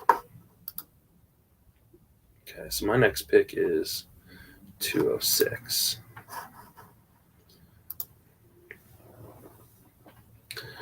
So I think I know what I'm going to do here with my next 2 picks. The question is someone going to fuck up those plans? Mullins in the 4th. Yeah, Mullins. I mean, I love Mullins, but I don't know that he's even a guy that gets drafted in most games.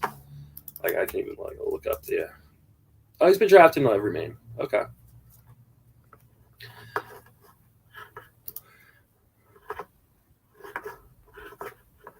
Oh, there goes Matt Barnes. It's a mini closer run.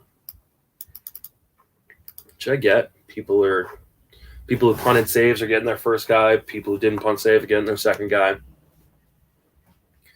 I feel good with Chapman. I feel like I'm going to get plenty of saves there. So it's like, I could jump back in. I don't need to jump back in. Shocking to take them all. I already said that one. See, this is what I'm trying to focus on. The draft, my draft software, and you guys you guys take the back seat, unfortunately. But I'm glad people are sticking around and enjoying this. Oh, here, let me move this down to Tavares. So there we go. I'll move it down to the 11th, so that way I got a little bit of time. So Tavares, that's a guy that was like super hot, and then all of a sudden, people are fucking scared. There goes Tapia. Guy somebody was talking about.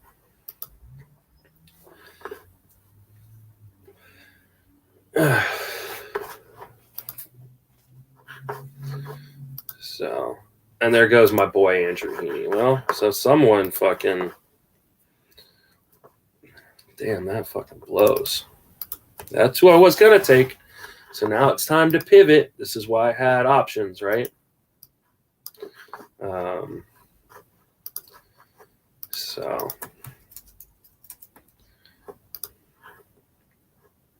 Mike Soroka, a guy I'm completely out on, even though I love him. I just don't know when he's going to pitch. And I've already got my injured guy.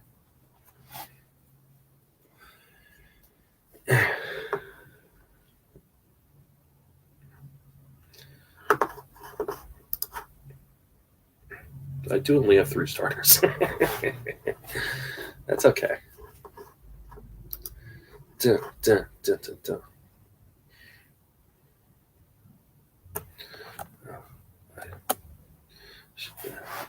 You're all backseat drivers. Yes, you are. Garrett Hampson. That hype train's back. I'm kind of not necessarily on it, but I'm not like out on it either. Especially here. Because now we're talking to him about him not being a like Andrew McCutcheon. It's a good spot for him. All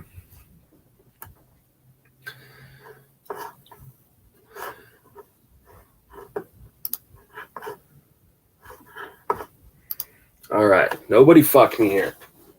Fuck! I literally said it and fucking it happens. All right. Now I'm in some trouble here. Okay.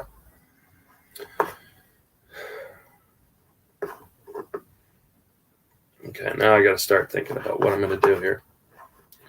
Because that's who I was going to take. I mean, I've got a plan for my next pick, but that's really who I wanted.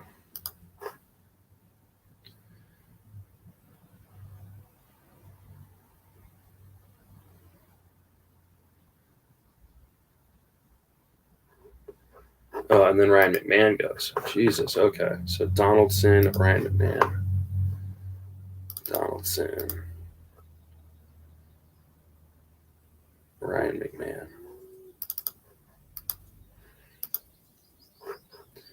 Okay, so now I've got to figure out what I'm going to do here.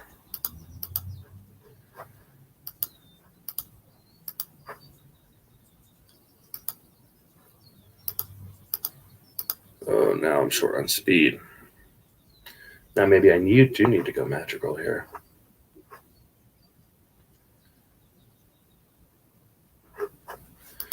Okay.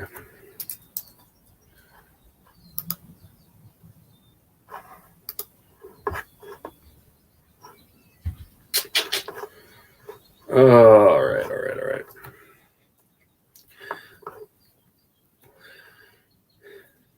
Sorry, guys. I got to figure out what I'm doing here.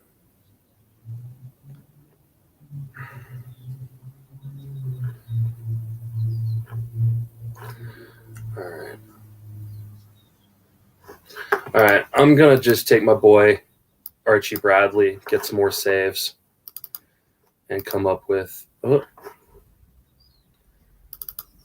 Draft Tyon just went before my pick. So I'm going to get some more saves, and that hurt. I really wanted Margot there.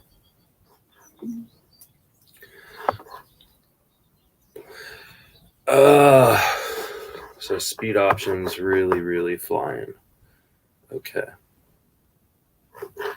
So Amir Garrett just went. Garrett looked really good in his first outing. So he may be back to having that role.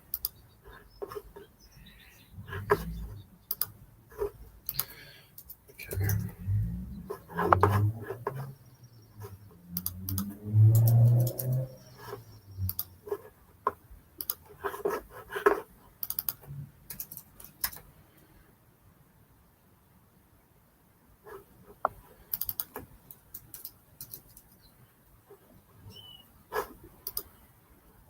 Miguel Sano just went.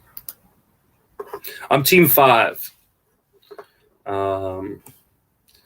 So sorry guys, I'm really trying to figure out what I'm gonna do here. to address speed. Now I'm in a predicament.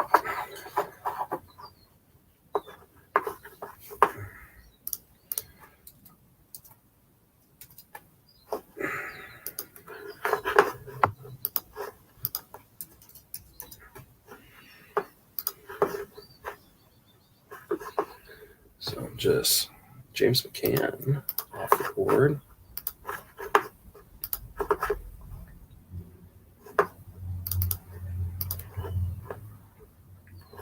Gavin Lux. That was someone I was thinking about with a little bit of speed in his game.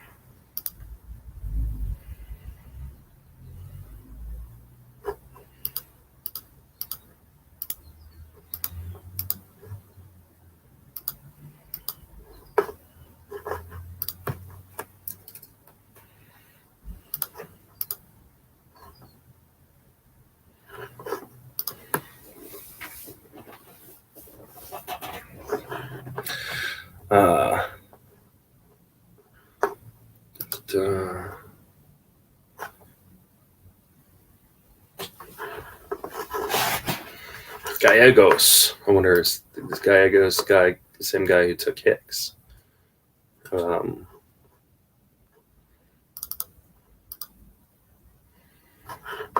Chris Bassett.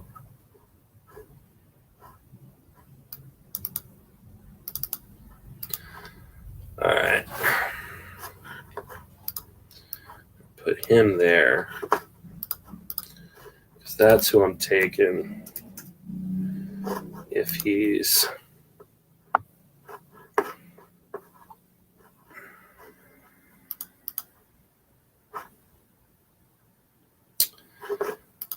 not there.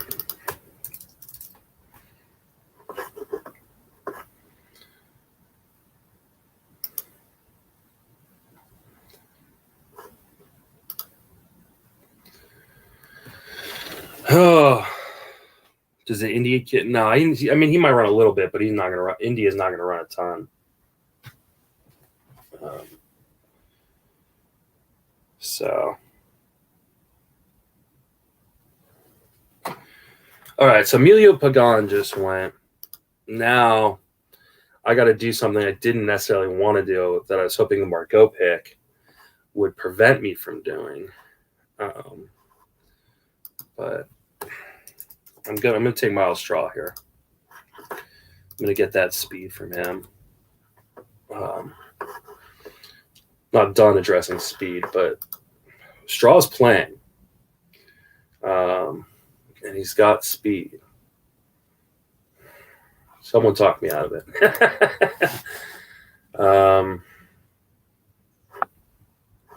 No, I'm going to take Straw.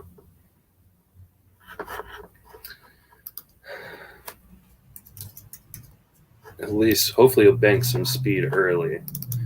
And I can just work the waiver wire for more speed.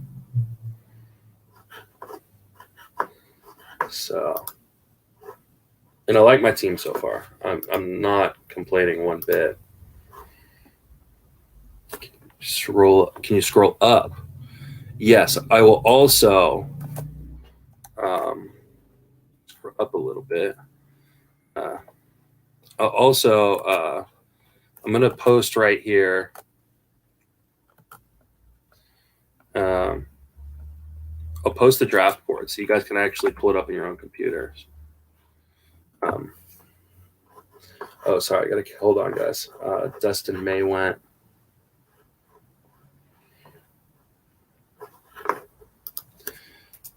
I like May, but he's going to the minors, isn't he?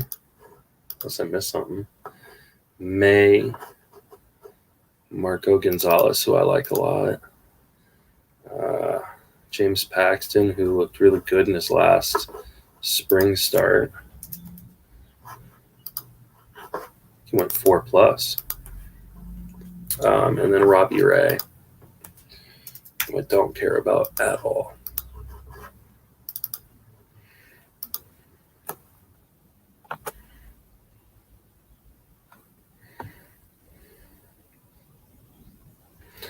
Yeah, I know Straw's going to hit 8-9, but there goes Means and Gosselin. Means and Gonsolin. Varsho. Is Varsho making the team now that Calhoun's out? I haven't heard anything on that.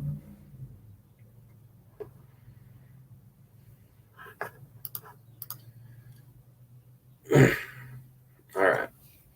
I feel like my offense has really come together fairly well, actually, all things considered. Winker just went. So I've got a full outfield at this point. So I have 2 catcher spots. I've got CIMI. I've got a lot of flexibility. And then I've got a lot of pitching I need to address. So a lot of starting pitching.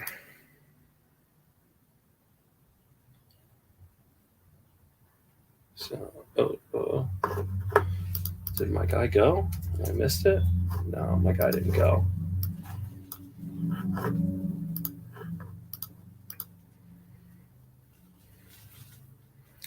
But I have the whole Astros outfield. I do have the whole Astros outfield.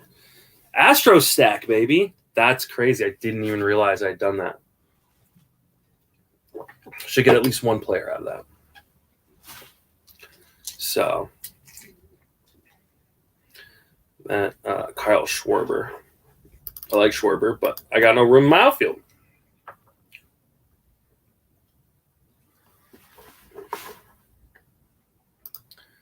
All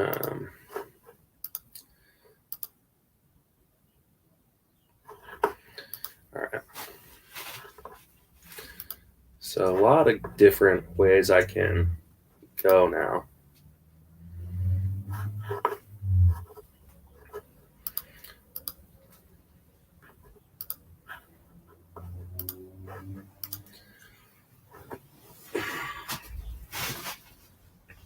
Stanton went. If you you probably missed the. Hold on, column it just went. Stanton went a while ago. Sorry, I can't go find for it. I posted the draft board. So if you can scroll up to the comments, I know you're on Twitter, and that may be more difficult than. Oh, so he went Colomé and Rogers. I like that play. That's a really good play. Colomé and Rogers is a smart play right there. So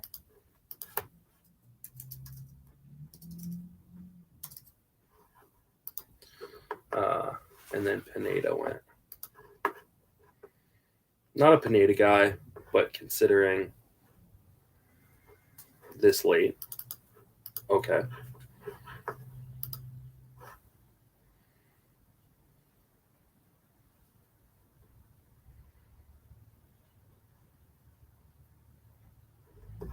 Austin Riley. Not someone I was really considering. Got the power. Yeah, well, because he's UT only is the problem. Stanton is. So Stanton, and so there's some people, someone like me, I took Nelson Cruz. I can't then go take Stanton. And there's some people who are just out on UT only players, which I think is silly. And there's a lot of them this year, at least in NFBC.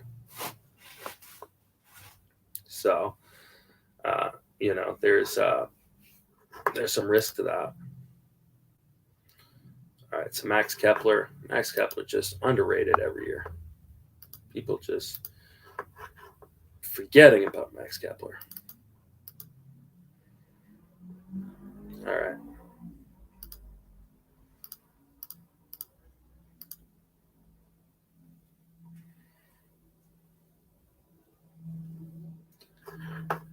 So I know who I want to take. Domingo Germán is not the guy.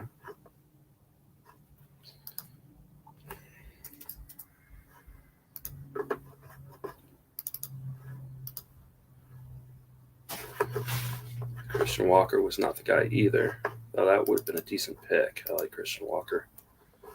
So like Goldschmidt light. Jorge Polanco was not the guy either. So Eliza Hernandez, he was a guy I was looking at actually. Even though I'm not a big Eliza Hernandez fan, it just this was a good spot for him, and I do believe he's been working on a third pitch, so which would make him a lot more interesting. So Daniel Bard, a guy I definitely was not looking at picking. All right, let's try not to get sniped here again. This guy's Mitch Garver. He did not snipe me. Good. Okay. So this one's an easy one. I'm going to take Ryan Yarborough.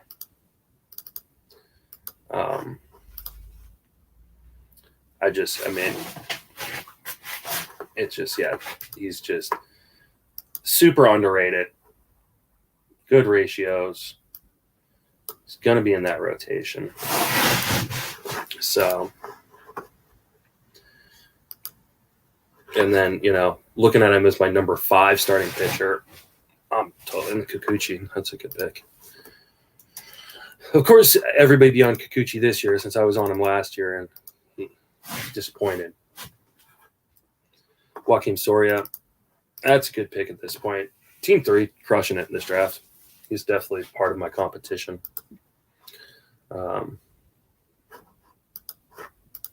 Like a lot of teams, though. But I feel like I've done a really good job of kind of staying balanced here. I've got definitely have some risk reward on this team, but I feel like it's a pretty good team. Smiley, I just can't do Smiley, man. Maybe I just have a blind spot because of the injury history. People don't like him because lack of Ks. Ratios are solid, though, and I've got Ks. I'm not worried about that. So, not to say you were saying I didn't, but I've got to figure out who I'm going to take here, though.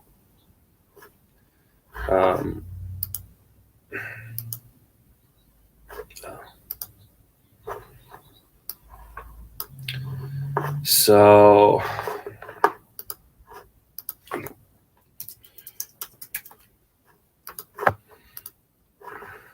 I'm looking at a couple guys right now.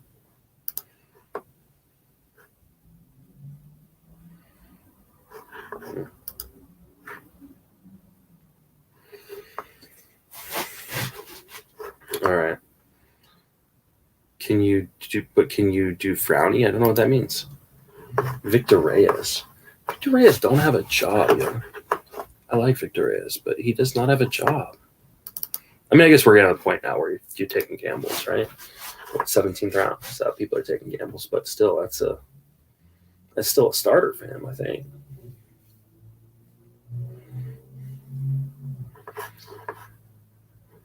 There goes Tristan McKenzie. I like that pick. I know people are scared about McKenzie's health, but he's healthy right now. Dun, dun, dun.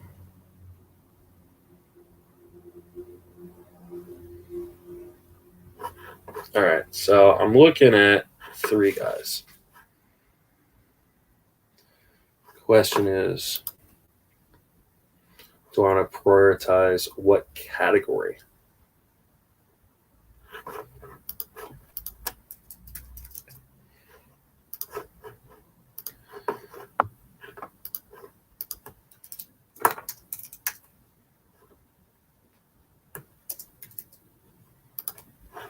Oh, okay. So Ty France just went. He wasn't one of the guys I was necessarily eyeing, but definitely a guy that I was keeping an eye on. And Elvis Andrus just goes.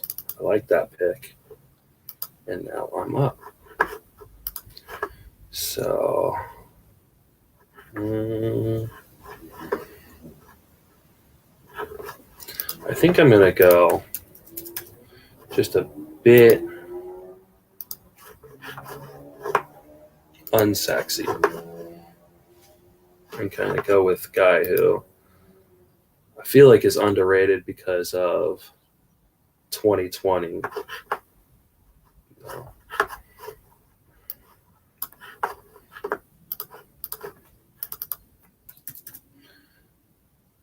Oh, I can get him later. All right, never mind. I went with Willie Castro, multi-position eligible. I like what I've been seeing him in spring. He's got some speed, Been hit the ball hard.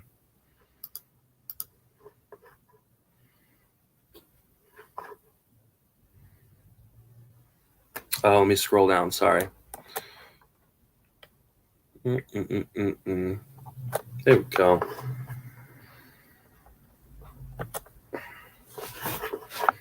I gotta catch up on my board. Hold on, guys. Willie Castro. Then it went David Price. Then it went Mark Canhaw. Then Cronenworth. I should have done Cronenworth, but oh well. Mike Minor. That's someone I've come around on a little bit.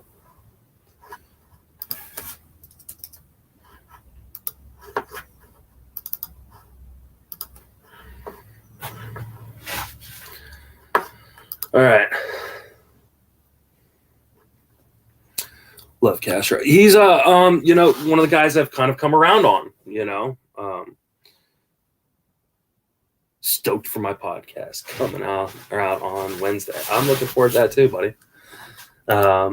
Castro was one of those guys I kind of was like, I don't really buy it, but I know he's got speed. We've seen the speed profile though. Who knows how much the Tigers let him run. Frazier this late is a steal, but I just don't have the outfield spot.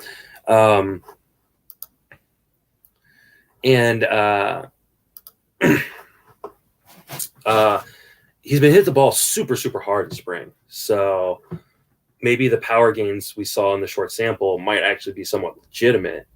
And if he can be a 15-15 guy for me at this point in the draft, I'll take it.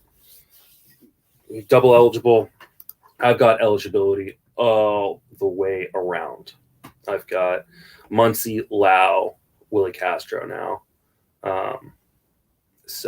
I've got a lot of the eligibility. And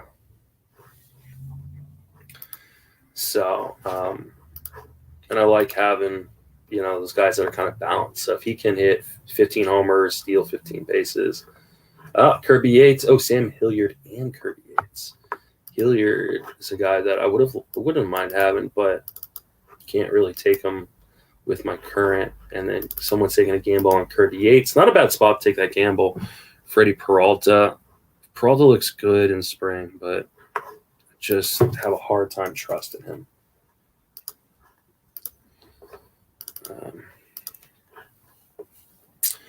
So we're now at a point where I need an infielder of some sort. 2 catchers. And then a bunch of pitchers. And then we start getting reserves. Madrigal. So Madrigal finally goes. I definitely thought about him with the last pick. Even though I'm not much of a Madrigal guy. Seems like a good spot for him. I know he's going to bat 9th. That's a bit scary. I'm just I don't know how much he runs at the majors. The La Russa could do lots of different things than what we're used to with Chicago. So who knows? I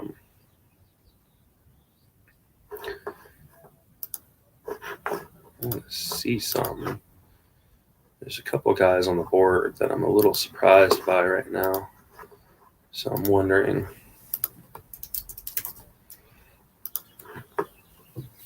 what's going on there.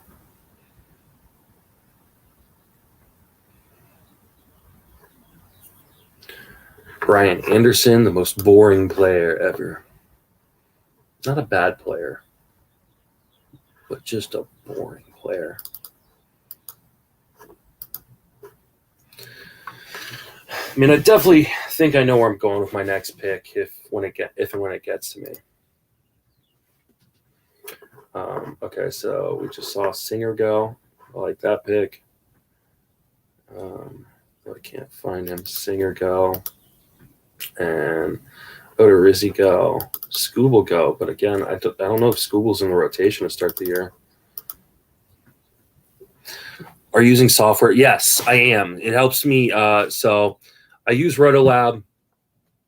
This year I'm using Rotolab. Previous years I've used RotoWire. Both are fantastic draft softwares.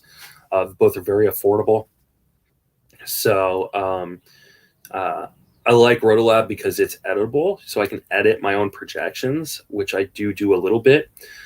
I don't necessarily use the projections like for gospel or anything like that, but what I do is I like to be able to see, okay, how balanced is my team? Where does my team grade out on their projections and then on my own projections? So there's just kind of things I like to look at while I'm in a draft. J.D. Davis. He's probably listed under third base. There he is. Taiwan Walker.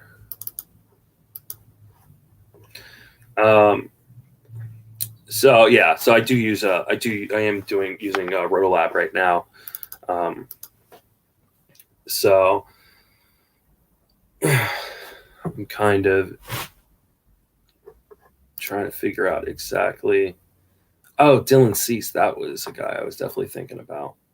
That hurt. Love me some Dylan Cease. I got him in Towers, so I'm not too worried about it. And then there's that Kike Hernandez.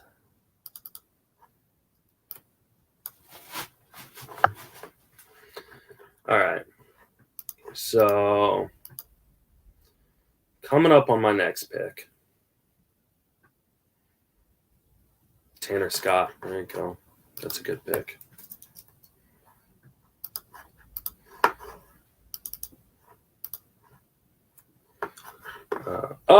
And I got sniped on Eduardo Escobar. Okay. That's who I was going to take last round, and then I went a different direction. So, question is, I need different things, but Hector Neris has been pitching really well in spring, and I already took Archie Bradley, so I'm going to wrap up Philadelphia saves and just be sure that I feel like I'm going to get all the saves coming out of Philadelphia, the majority of them. So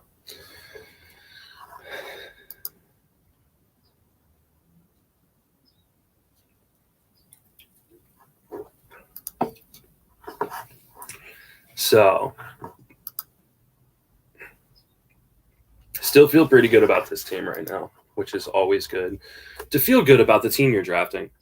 Thank you, Draft Cheat. Yeah, they've both been pitching really well in spring. And so, like, I could get, either of them could end up being the guy. They could end up sharing it. I hope they don't end up sharing it. Hopefully one of the guys. Okay, so we just had Upton go and then Zach Davies go.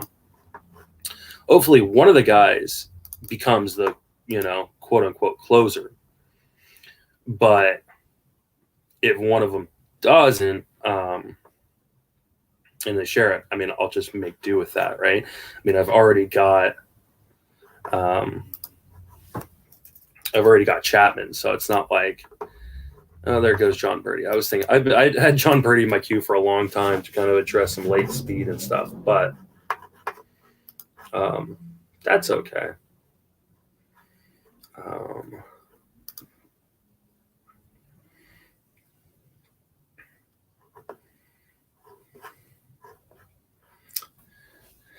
All right, so let's see what this guy's going to do here while I start figuring out Dallas Keuchel.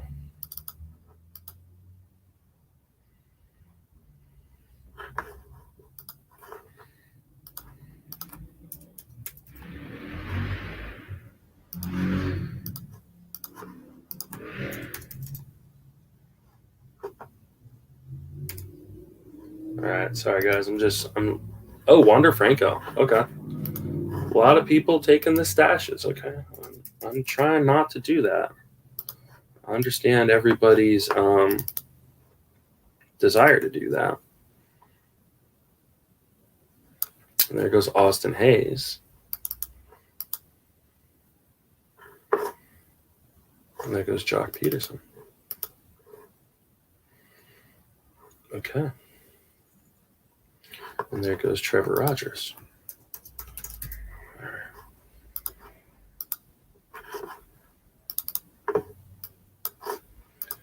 All right, so I think I know who I'm going here with, but I just want to take a look and see if there's somebody else that jumps out to me as the person to take here.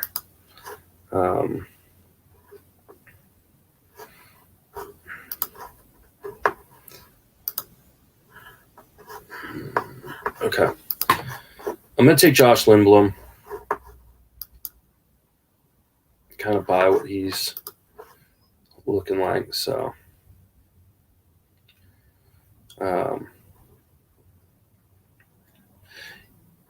yes, Mr. Zola, he might. Definitely. But he long gone too, actually. So, oh, wow. Okay. So there goes. And we just had Dozier go. We had Profar go. Okay, hold on. We're really far behind on my draft software, guys. So hold on.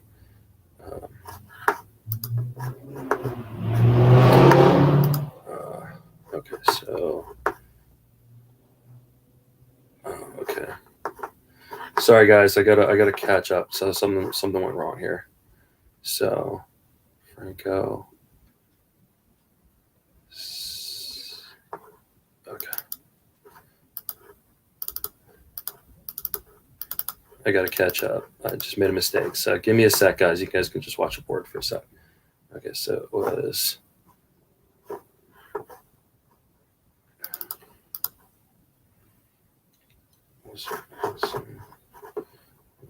Escobar. I went Neris, then Upton, Davies, Birdie, undraft. So Birdie, then Keuchel, then Franco,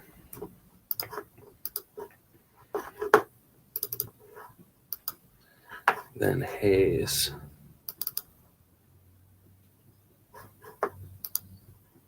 Why does it keep doing that? Franco, undraft. Okay, so Upton went to Henry. And Davies. That's the problem. Okay. Davies, then Birdie, and Franco, Keuchel, Hayes. Sorry, guys. I missed a player when I was doing my software, and I want to make sure it's right. So I'll be back with you guys here in a minute. Okay, so now it's back. I took Lindblom, and then it went Dozier, Profar, Rojas,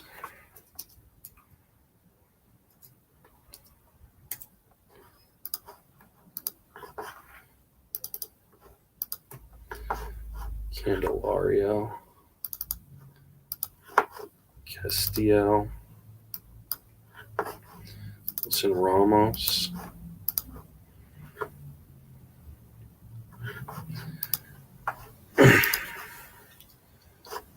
Brian Reynolds.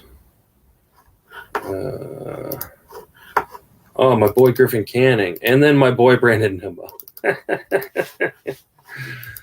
All right. I'm caught up. There we go. Okay. So I've got a pretty balanced team here. Wainwright. Go a lot of different directions here. So question is, what is most important? I feel like my ratios are super safe. I've got saves, right? So those three categories, super safe. I've even got a good amount of strikeouts, good amount of wins. In spite of the fact that, looking at my team,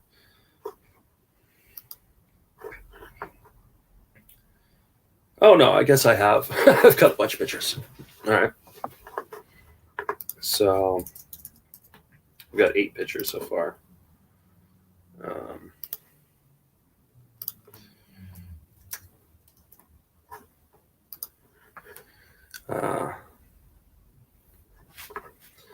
What I have, so I've got a infielder spot available. I've got 2 catchers available. I have. Okay, sorry. Let's see who just went. David Peralta, and then Alex Dickerson. So I've got infielder spot available.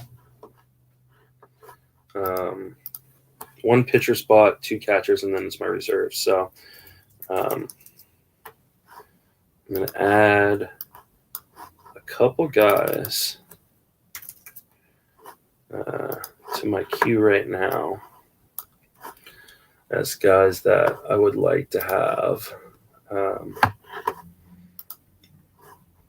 We just saw Kane go and DeYoung go. So I'm looking at my team. Definitely need to pump up this offense some.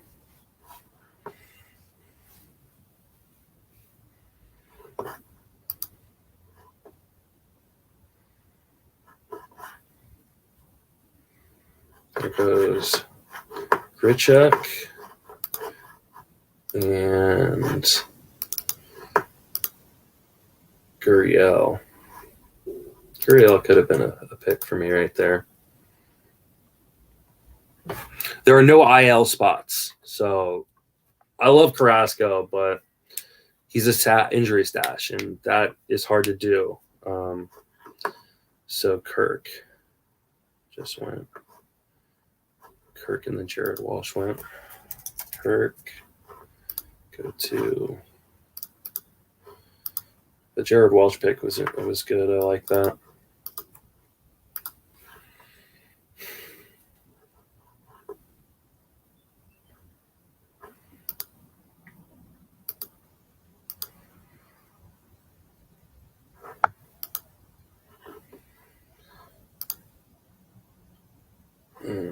Okay.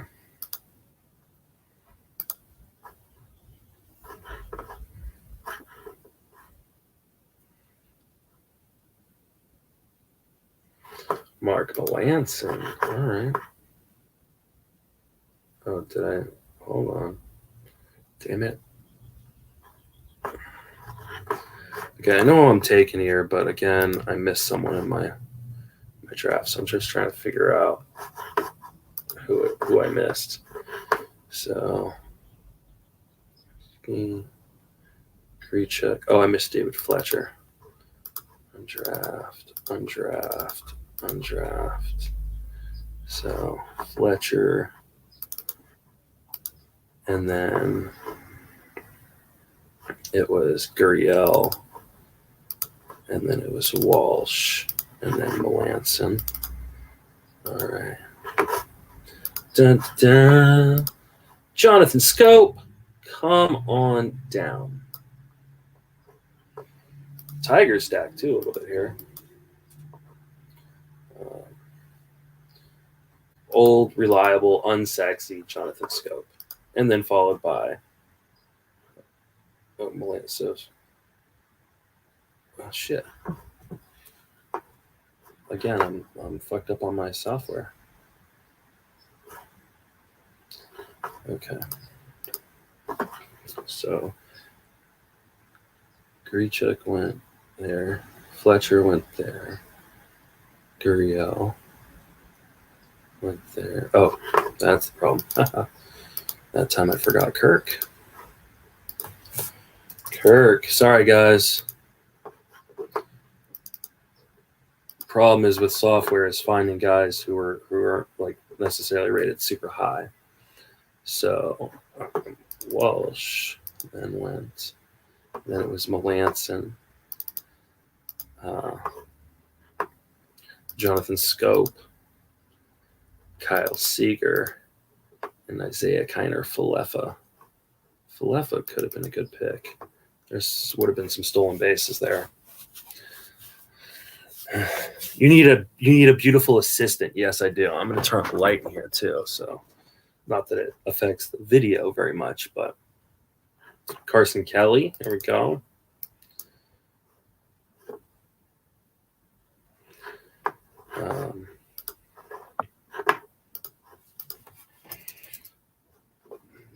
Well,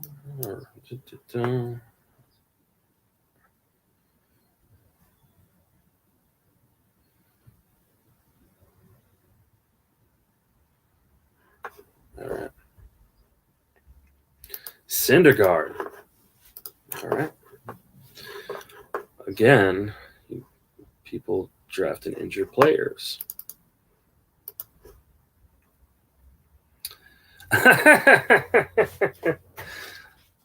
You are beautiful, Mama, but I don't want you necessarily as an assistant.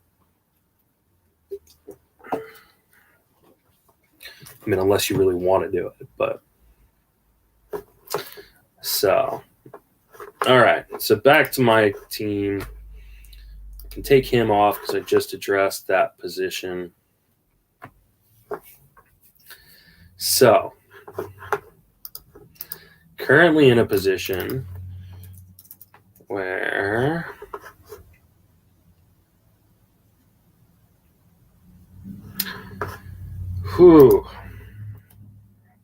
Matthew Boyd was someone I was thinking about. It was Ottavino. Okay, so I want to make sure Ottavino and then Matthew Boyd.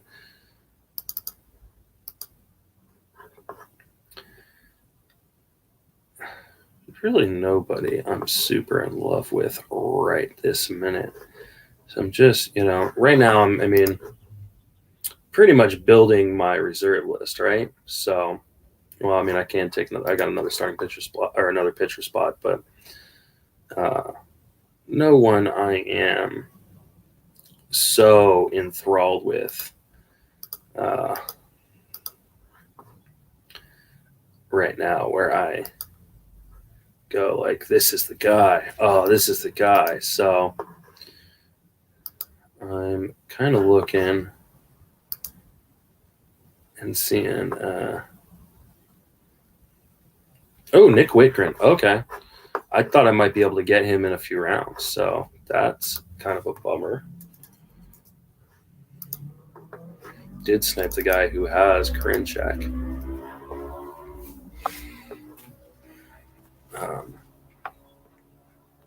You have enough on your plate just being my wife. This is true. Okay. Dun, dun, dun. Move that down right there. All right. So now I got to figure out who I'm going to take here. Mm-hmm.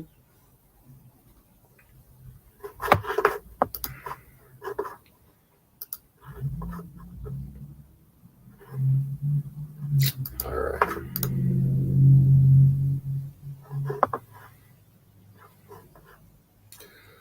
All right. Dun, dun.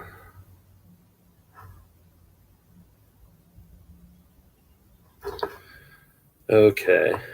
So, kind of looking. I'm going to take a gamble guy right now because he is going to be on my reserve list. But multi-positional, Jonathan VR.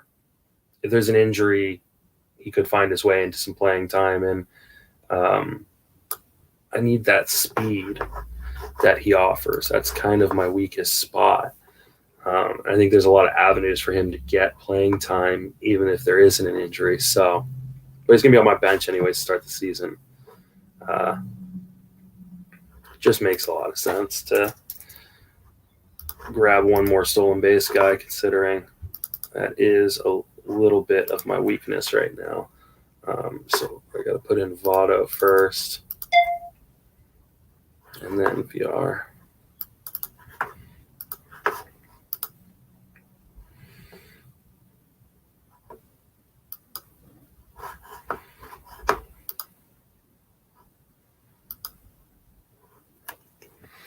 So that's the max pick on VR. So I don't mind that. I wish he had gotten a better landing spot, but Quintana, that was a guy I could have taken later, but I did not think he would go this early. Alvarado. Trying to get in on my Philly saves there, buddy. I don't think he's the guy, but he has looked good. That whole bullpen has looked good. That Philly bullpen is strong.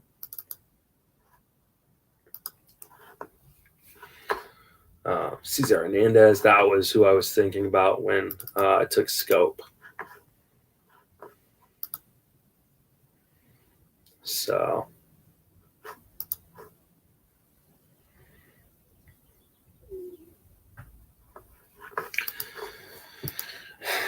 all right. So, Carlos Santana's a good pick. I like that. There goes Carlos Carrasco. Just going to have to hold him on your reserve list for so long. Just in a regular league where there's an IL, I could definitely be more inclined to take a gamble on. Without the IL, it's just so hard.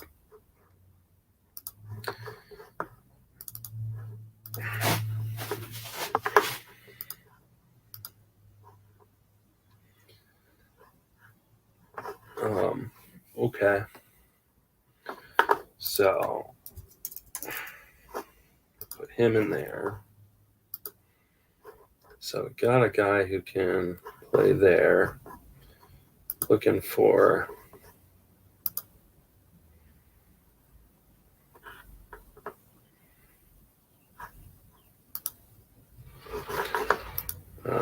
Ahmed Rosario. I thought about him with my last pick, but he's looked brutal in the outfield. And I've got a bunch of shares already. So, looking. Christian Javier, he sat out there for a while. I'm not even a Christian Javier guy, but at this point, it would have been a decent gamble. So, kind of just eyeing up where I'm going to go next. Adam Duvall. That could have been a spot I went, especially in my reserve.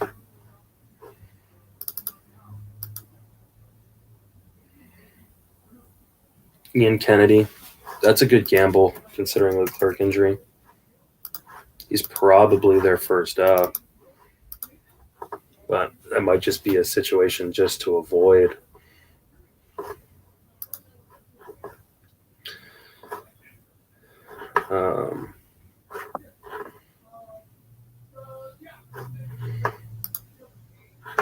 Okay.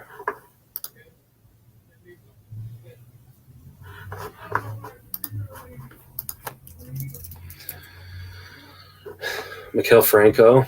Oh, Bobby Dahlbeck. That was someone I was thinking about, but it's hard to roster Dahlbeck on the same team that you've rostered Gallo.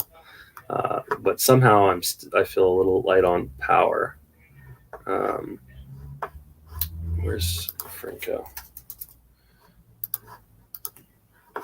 There he is. Archer. I don't even know what the timetable on Archer is. Kind of need to see him actually pitch well before I'd be willing to take the game. Pete Fairbanks. And then,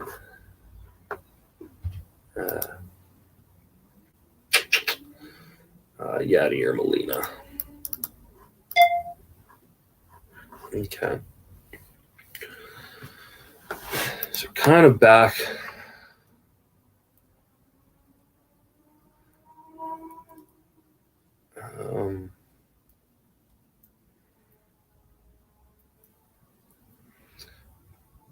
All right. Oh, Robbie Grossman. That was someone I was thinking about. Not that he has any power, but he's probably going to be leading off.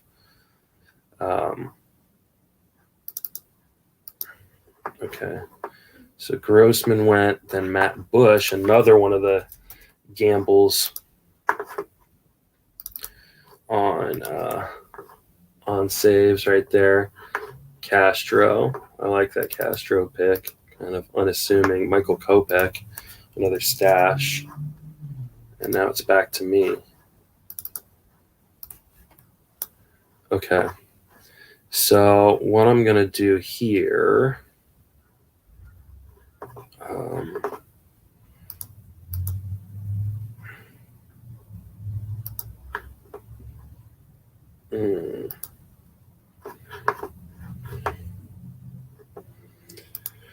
All right, I'm gonna take a shot on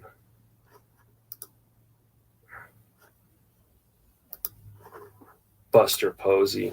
I'm gonna catch her. That's not gonna hurt me. Might have been a little early on Posey, but I love me some Posey. He's not gonna hurt me. So safe batting average guy to kind of offset some of the batting average risk, and maybe having the been out for a while will help. So I got to add him to my team actually.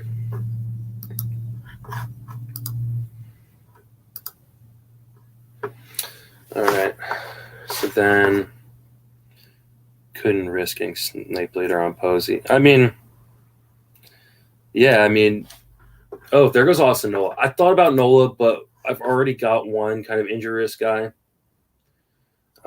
This is just a really good spot for Nola at this point.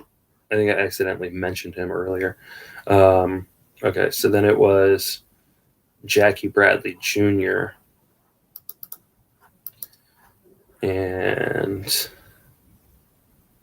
Austin Nola. And then Debbie Garcia.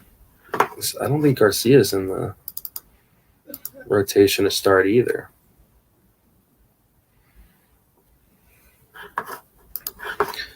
All right, so now we gotta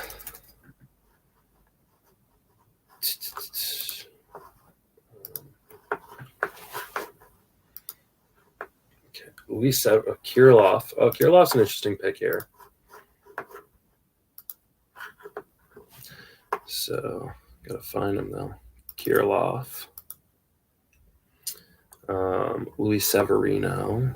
Again, another injured guy. Pairing Kirilov and Severino is going to be problems. Like that, there's two guys that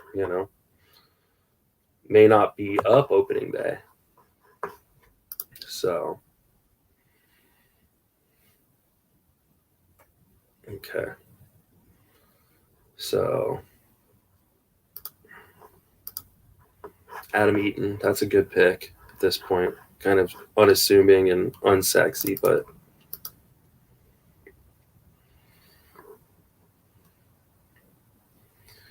yeah, he's going to be in some trouble, I think. Is there a link for the full draft results? Yes, I will throw it into the chat area right now.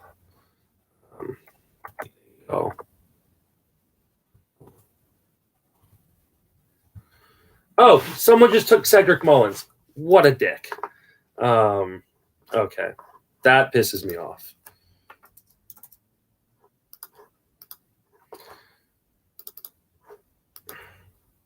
That's someone who also did his research on who he was going up against, obviously. Jumping my boy. Okay. So,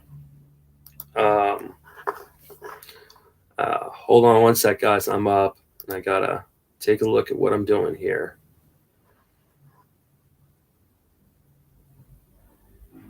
Okay.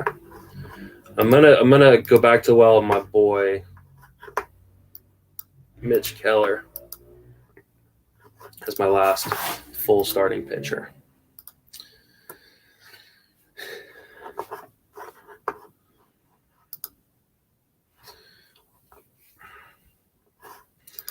Okay, and then Hunter Renfroe goes.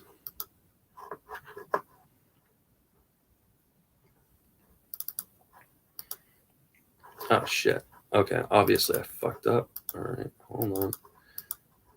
Okay, so it was... he took that. Oh, Baumgartner. Okay. Where's Baumgartner? Sorry, guys. Struggling with the. So it should be me for Mitch Keller. And Hunter Renfroe.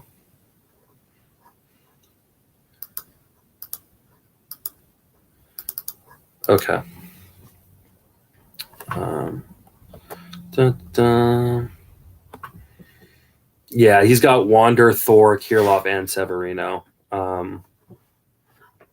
That's a problem. He's not going to be. Chris Martinez. God damn it. Okay. That hurt. I like Chris Martin a lot. Probably should have just taken Chris Martin. All right, so now we got Jay Happ. And then Spencer Turnbull, who I like too. Tyler O'Neill, who I was definitely thinking about. Corey Dickerson. C-Dick. Carlos Rodon. I know he's looked pretty decent in spring, but that's just scary to me. Alex Reyes dipping back into that Cardinals potential closing pool. I mean, this is the time right now to dip into some of those pools if you want to. Danny Jansen.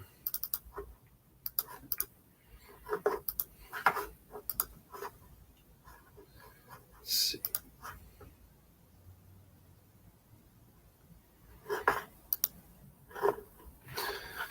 All right. I'm going to give you some luck on a moment. I don't know what that means. All right. So, like the team still so far, I feel like I'm still a little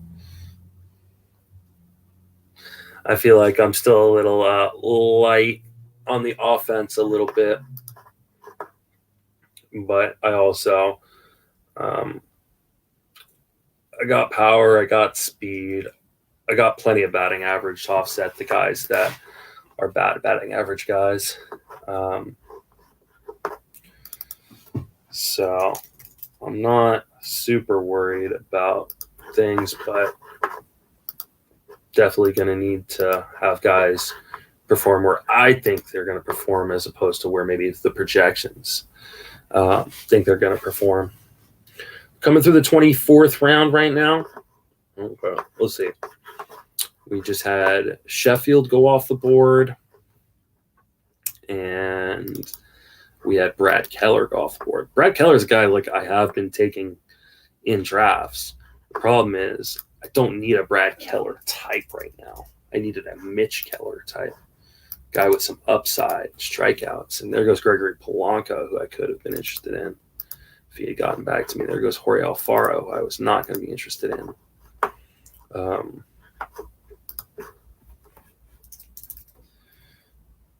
Okay. Yeah. Okay.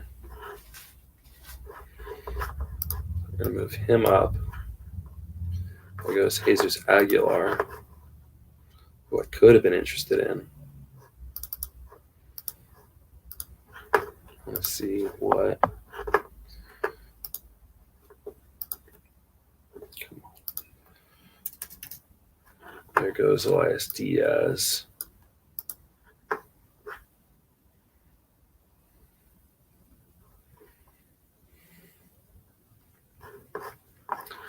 Okay, it's coming up on me quick now. Okay, so it was Aguilar, then Diaz, then Caleb Smith.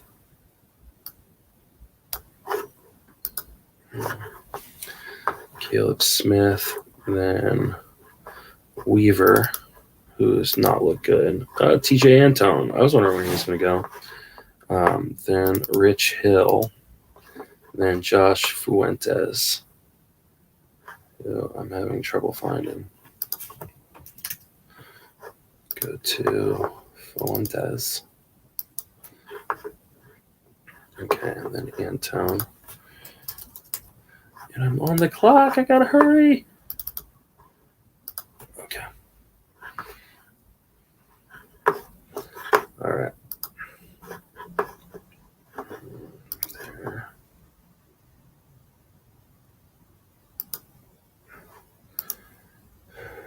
I'm gonna take unsexy Jan Gomes and just get another catcher that's probably not going to hurt me.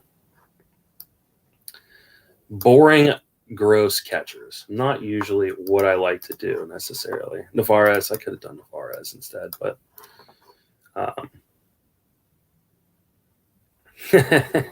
he is Billy. All right. So, but now my offense is completely filled out. My pitching is completely filled out. Now it is just reserve picks. So, just kind of looking at my team and seeing what I need to address necessarily. So,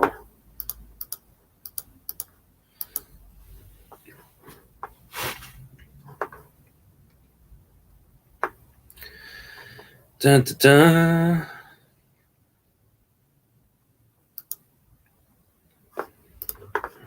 All right. Oh. And I'm falling behind on my draft software. Okay.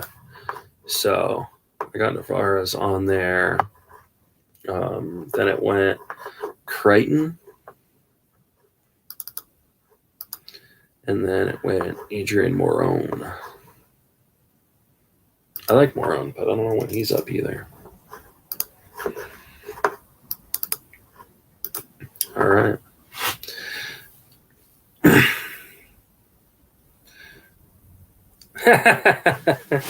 I am taking my guys there, draft sheet, but I'm also trying to make sure I'm building a good balanced team, you know. Oh,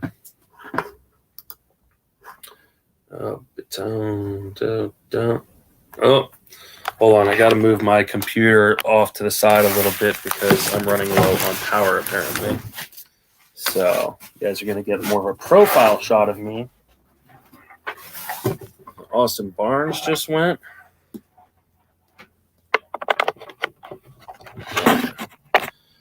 There we go.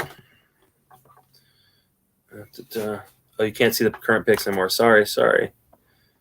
Okay. There we go. There, that'll get us all the way through. So, all right. So he just went Austin Barnes. I mean, who knows? But this team one does not seem like he really knows what he's doing. But either did I in my first go around. And then he took Tom Murphy, a catcher I do kind of like. Garrett Richards. God damn it. Okay. That hurt. All right.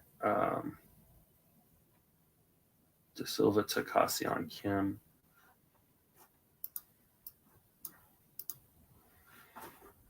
Okay, hold on, guys. Just want to make sure. Oh, okay. Well, that takes him off my board. Okay, I did not realize that had happened. All right. I've got my guy. I'm going to take, I think, queued up. Did not realize that Mercado had gotten sent down. All right, I'm gonna take Alec Mills, and it's a little early, but I really like his opening schedule. Paul kind of talked me into him a little bit more.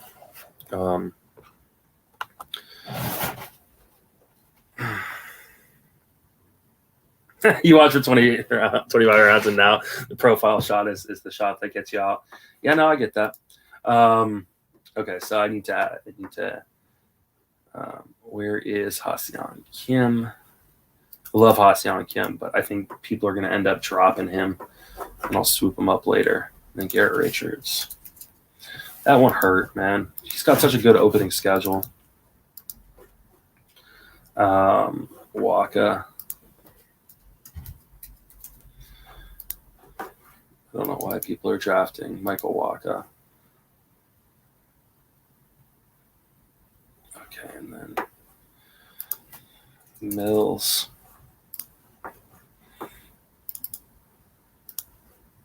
Okay, and then Framber. I would have taken Framber maybe the last round or something, or maybe even 28th round, but still don't know what's going on with him yet. Wendell.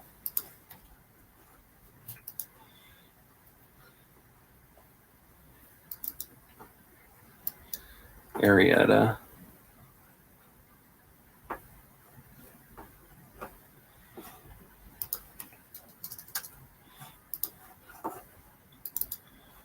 All right. Then Desclafani, that's a good pick. All right. I'm not stacking injureds. Definitely not. I took one injured guy. It wasn't the 8th round, but I have some faith. Puck. I'll just do it like this. Took Rojas. David Dahl. There's the Pomeranz pick. Bader and then Pomeranz. All right, now I am caught the fuck up. All right, here we go.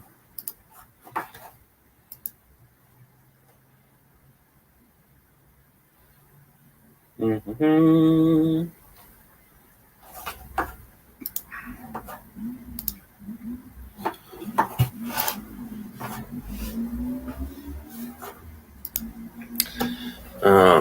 Yeah, I took Gallon. I took Gallon in the 8th round.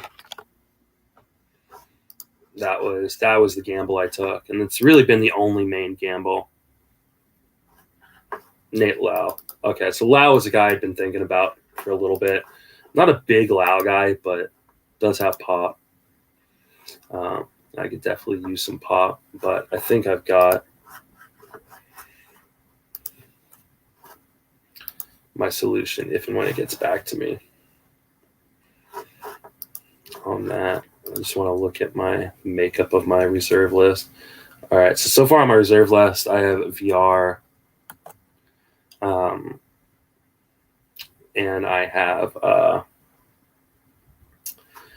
VR, and I have Alec Mills. Mills has a really nice opening schedule. So Lau, he took Lau, and then he took Suzuki.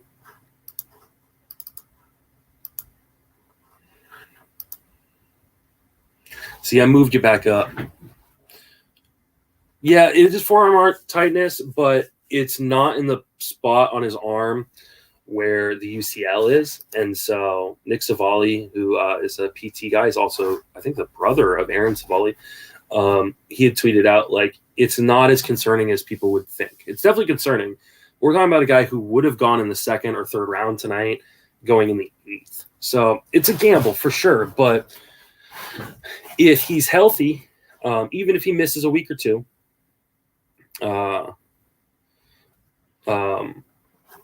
then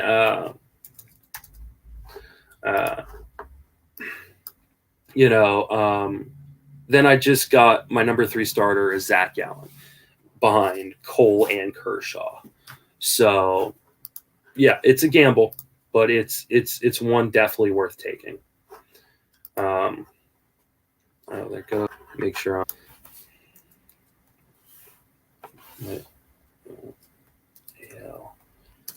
Elzy. I can't spell Alzale, apparently. Okay. So.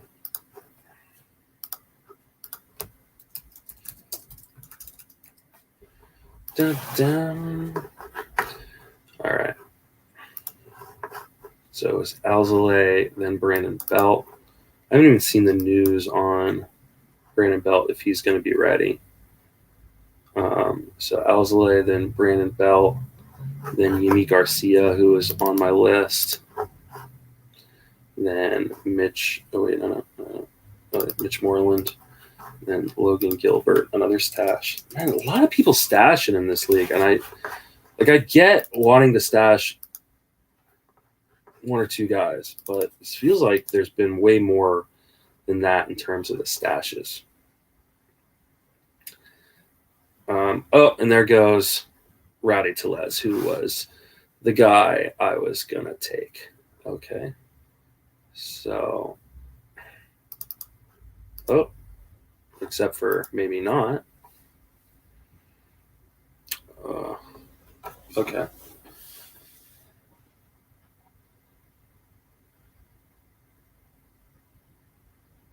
Okay, so Leclerc is coming back out, and it looks like Steven Matz is going to be the guy.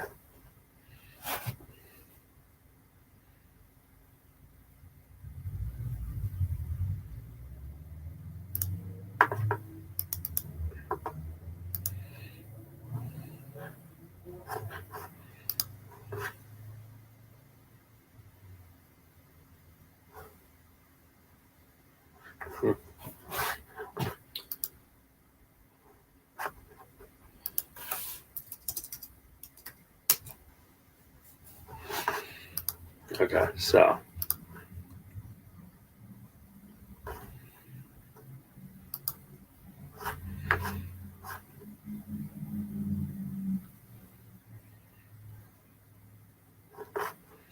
all right, so we're good. Now we're back and rolling.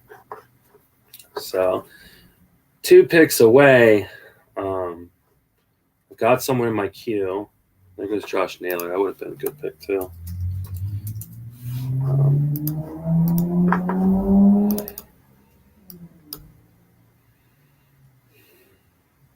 And I'm just hoping I don't get sniped here. I didn't. Victor Carantini.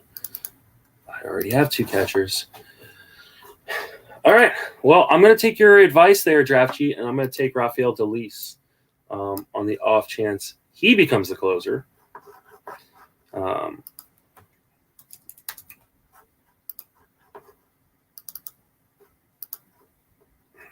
Never know. Maybe I drop him. Maybe I don't.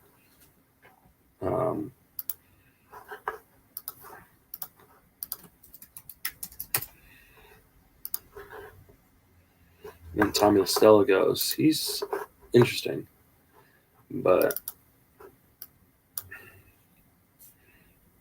probably going to platoon a fair amount. Okay.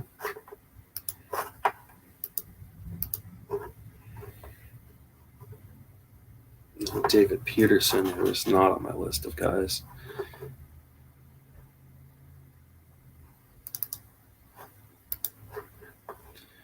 Okay.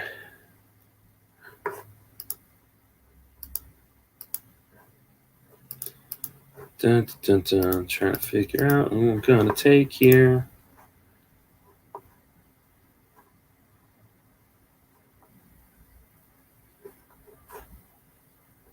Franchi Cord. Oh, Matt Moore. Oh, Luis Urias was first. All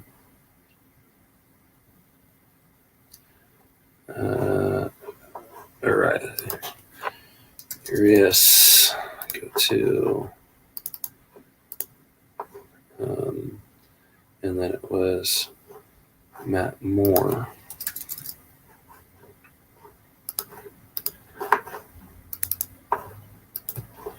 Okay. And then Cordero.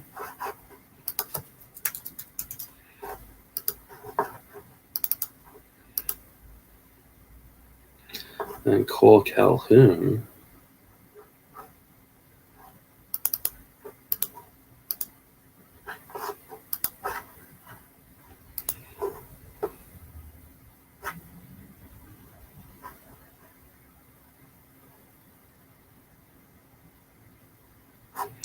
And J.P. Crawford.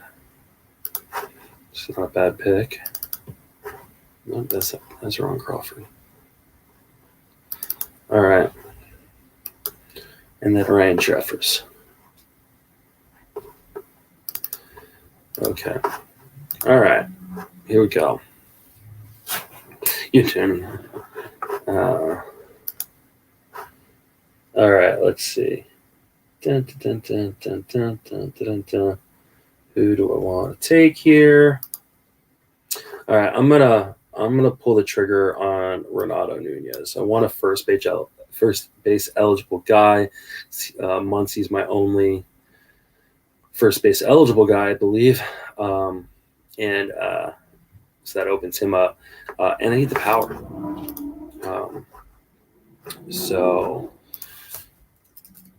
And I like Renato Nunez.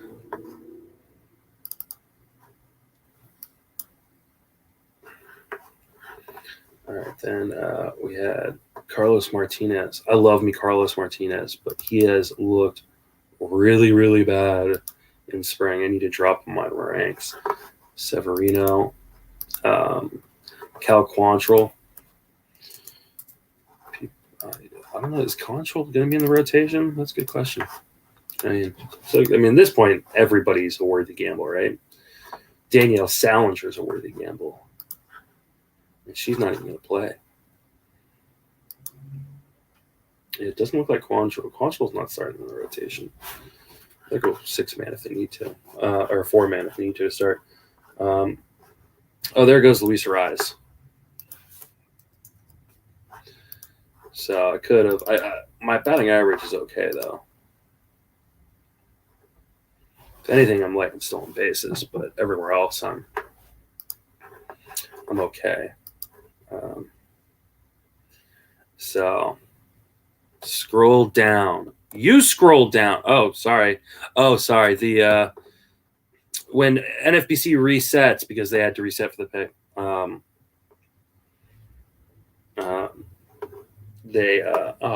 Someone took Ponce de Leon, my boy. I like the rotation too. It's definitely look better in C-Mart. They should move C-Mart back in the bullpen, I guess. All right, so Ponce de Leon, and then Trevor May, and then Nate Pearson. I love Nate Pearson, but again, not going to start the year up.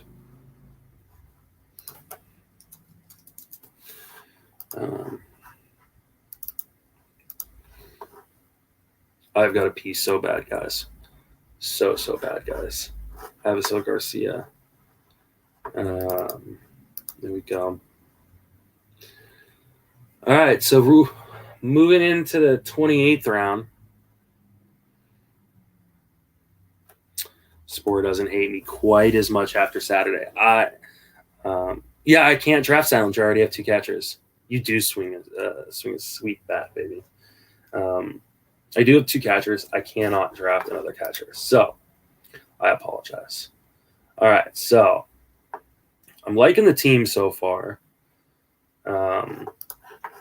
Just kind of look at, I think that's Mackenzie Gore. Gore would put in someone I would have loved to take a shot on. But again, trying not to do too many stashes. I only have 1 stash. I mean, I guess I could stash some people, but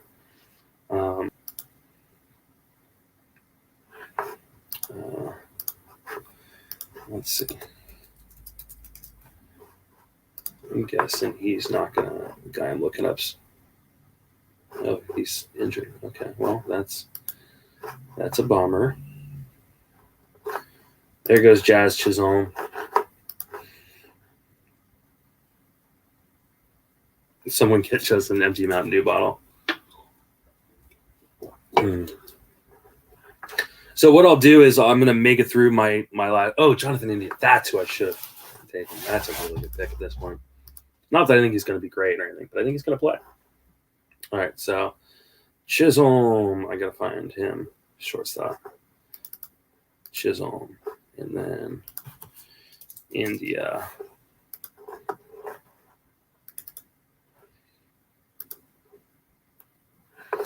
All right. And then Simmons. And then Dobnak went.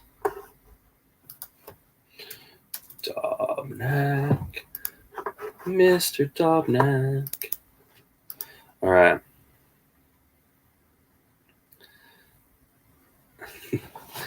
All right. So here we go. Bump, bump, bump, bump, bump. All right. So right now on my reserve list, I have hitters wise, I have VR and Nunez. Or not a Nunez. So that's fine there. Alec Mills, Dolis are my two pitcher reserves. There goes Kyle Wright.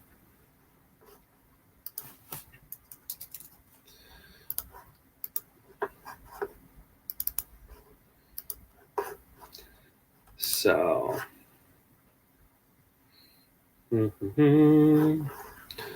looking.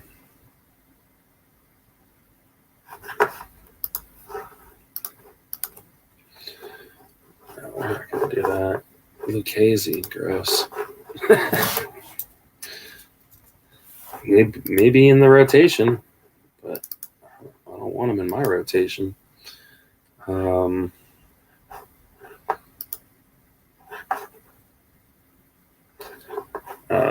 We got John Gant, and then all right, John Gant, Matt Shoemaker. Was around here somewhere.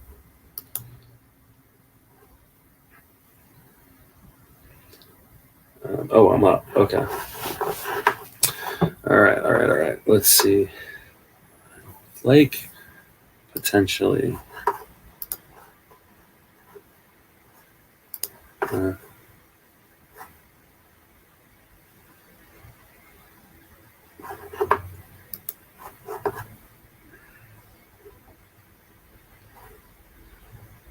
I need to put somebody.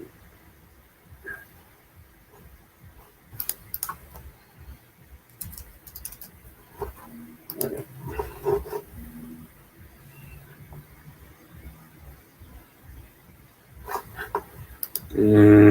All right, I'm going to go with Austin Slater. Don't have any shares of Slater. He's been hot in spring. I think he's probably a platoon guy and not on the strong side. But I'm going to take the gamble, and he may just be my first drop.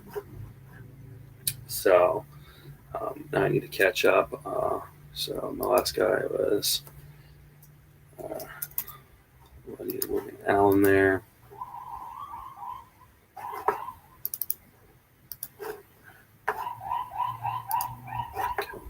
So with Allen, Kyung-Won Kim, Evan Longoria. Oh. Damn. Okay. That's what I should have taken last round. I just totally missed him. But he's still available. So if I get him back around next round, I'll take him. See what happens. Okay. Kyle Gibson open. Garrett is long gone, buddy. I got sniped on him hard. Okay, so then I took Austin Slater. And then it was Danny Duffy. Where's Duffy? Oh, there goes. Dude, he took another stash. This is why it's important to watch people drop in your league, because he's going to drop something. He's going to have to drop some of these guys. Okay, so it was Colin Moran. Duffy and Moran.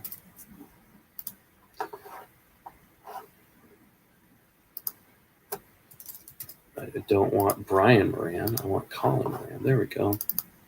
Stallmont. I thought about Stallmont. But kind of rainy.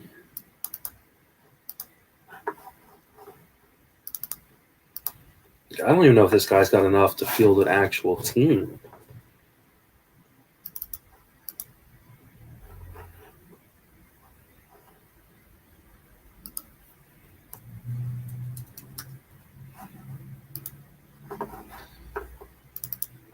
Okay, Stallmont's gone.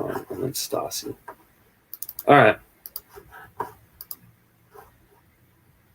And then Cisneros. I don't even know where Cisneros is going to be on here. All right. All right. I'm going to take Carter Kieboom. I don't love having 4 hitters on my reserve list, but I really like Carter Kieboom's upside. And maybe I end up dropping someone like Austin Slater or something like that, or even Nunez.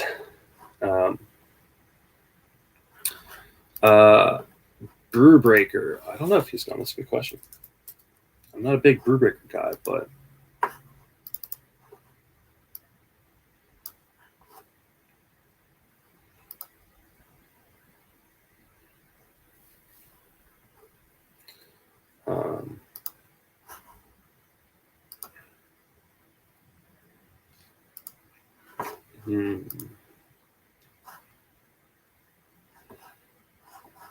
yeah.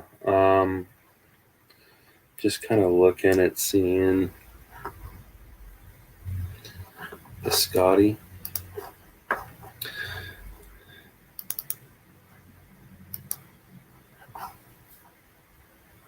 And Lucas Sims. Sims this late could be a good buy, but I think it looks like it's going to be Garrett as the guy. So right now, like you just take whoever. Oh, Aaron Sanchez. Oh, that was a good one. That hurt. He was definitely a guy I was thinking about for the end game. All right. So at this point, it's like I'm probably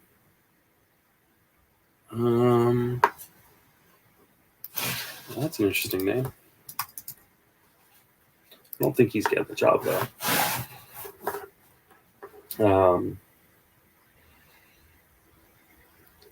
This point, I'm probably going pitchers rest of the way, right? So with what? Well, there's only one more pick. My last pick is probably going to be a pitcher. So the question is, do I want to take a shot on a starter? Frazier just went. Oh wait, took a Barnhart first. Hold on, Barnhart, then Frazier.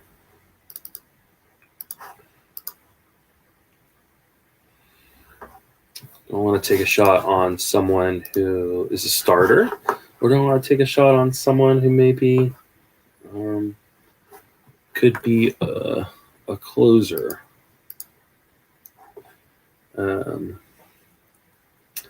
Oh man, okay. Ross Stripling, Gert Crochet.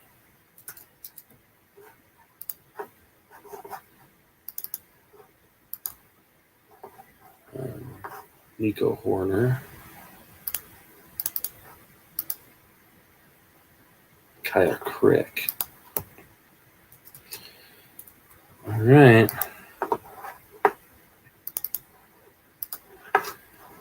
All right. Just looking over my closer ranks real quick.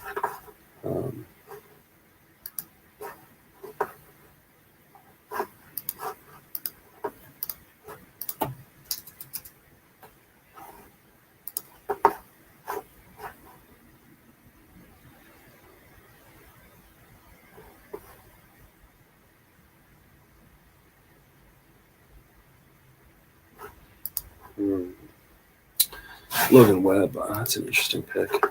I think he's just a little too raw right now. Don't dislike him long term, but I think he's still a little raw. Odubel Herrera. Oh, that's a really good pick at this point.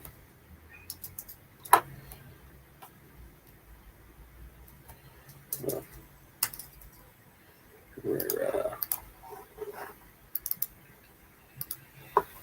All right, so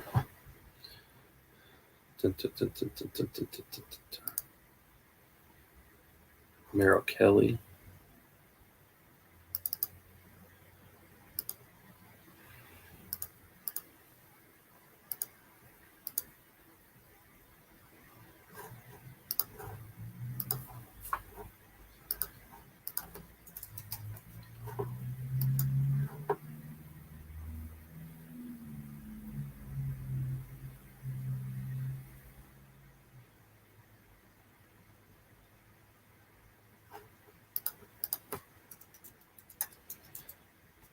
All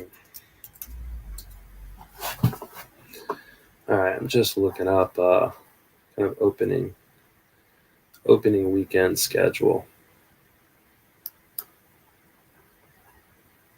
Akil Baddoo is an interesting guy. He's gonna make that team. He's been hot and he's Rule 5, so they can't send him down.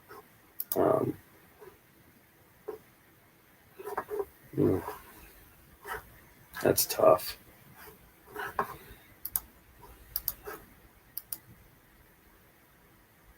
Clase goes, okay. Oh,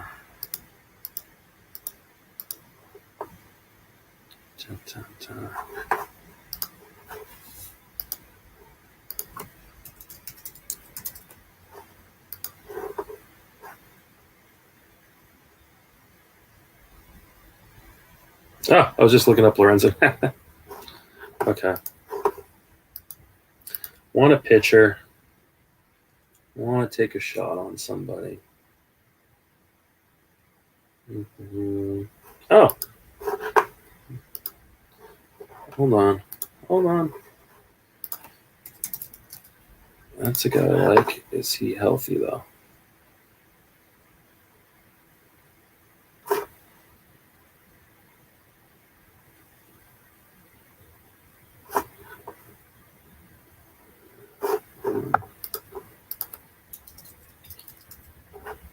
Oh, man. Who do I go with here?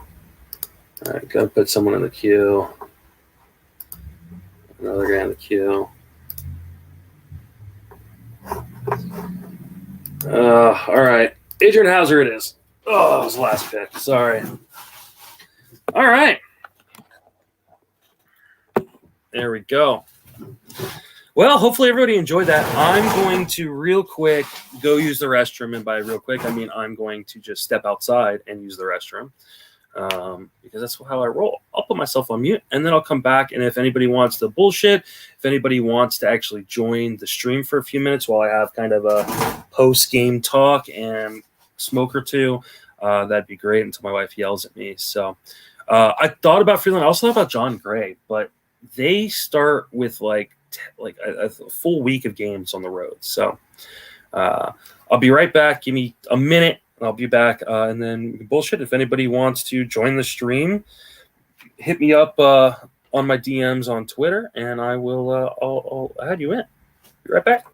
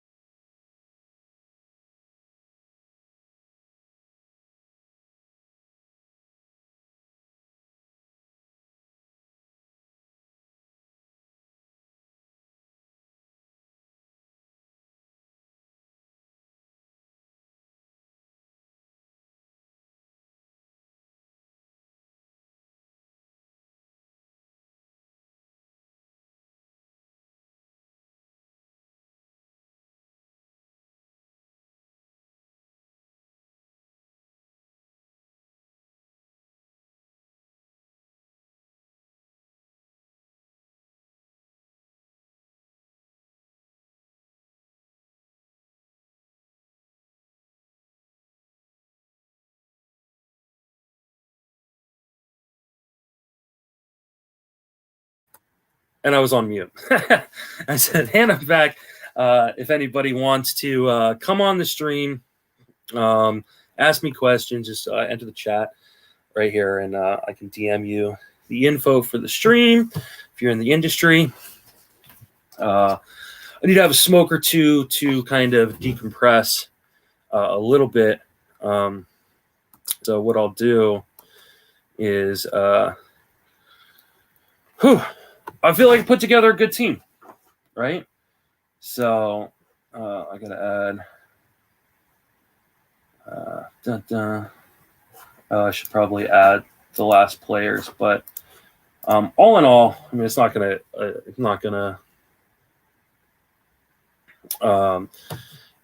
affect the standings that I have on it. So right now, I feel pretty good about my team. Might be a little bit light at speed, Definitely going to need one of those kind of rabbits that I drafted to kind of carry my team a little bit.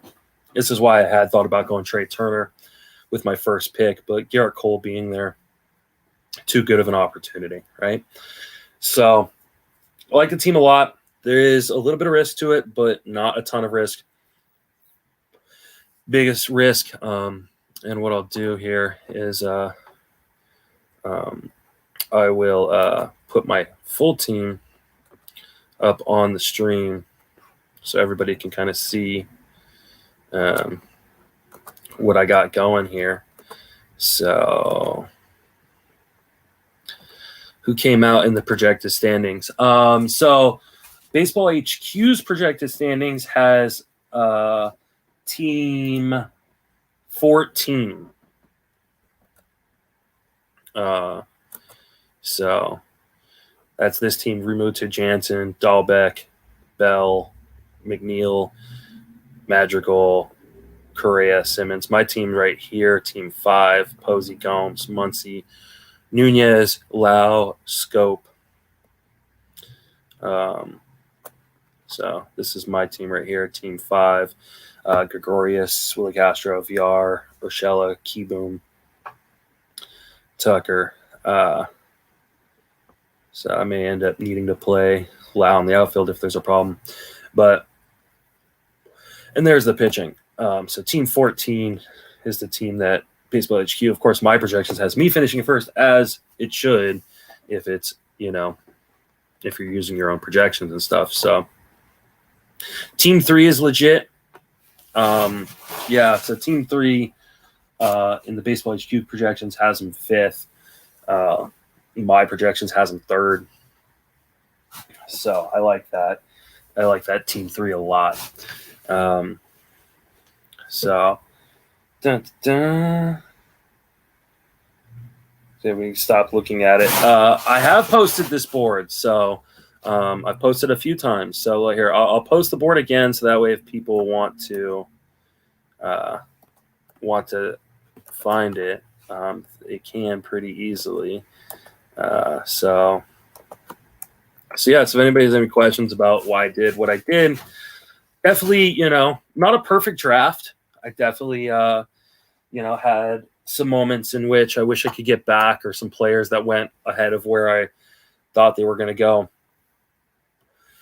So, but that is kind of, the case of what happens sometimes in these drafts.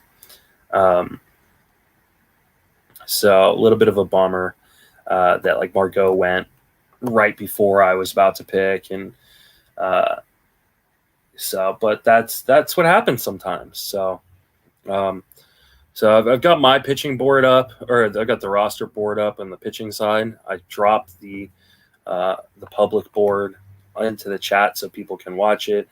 Doesn't seem like anybody necessarily wants to join me, so I'll just run through kind of what I did. So I started off with Cole. I didn't think Cole was going to be there at 5.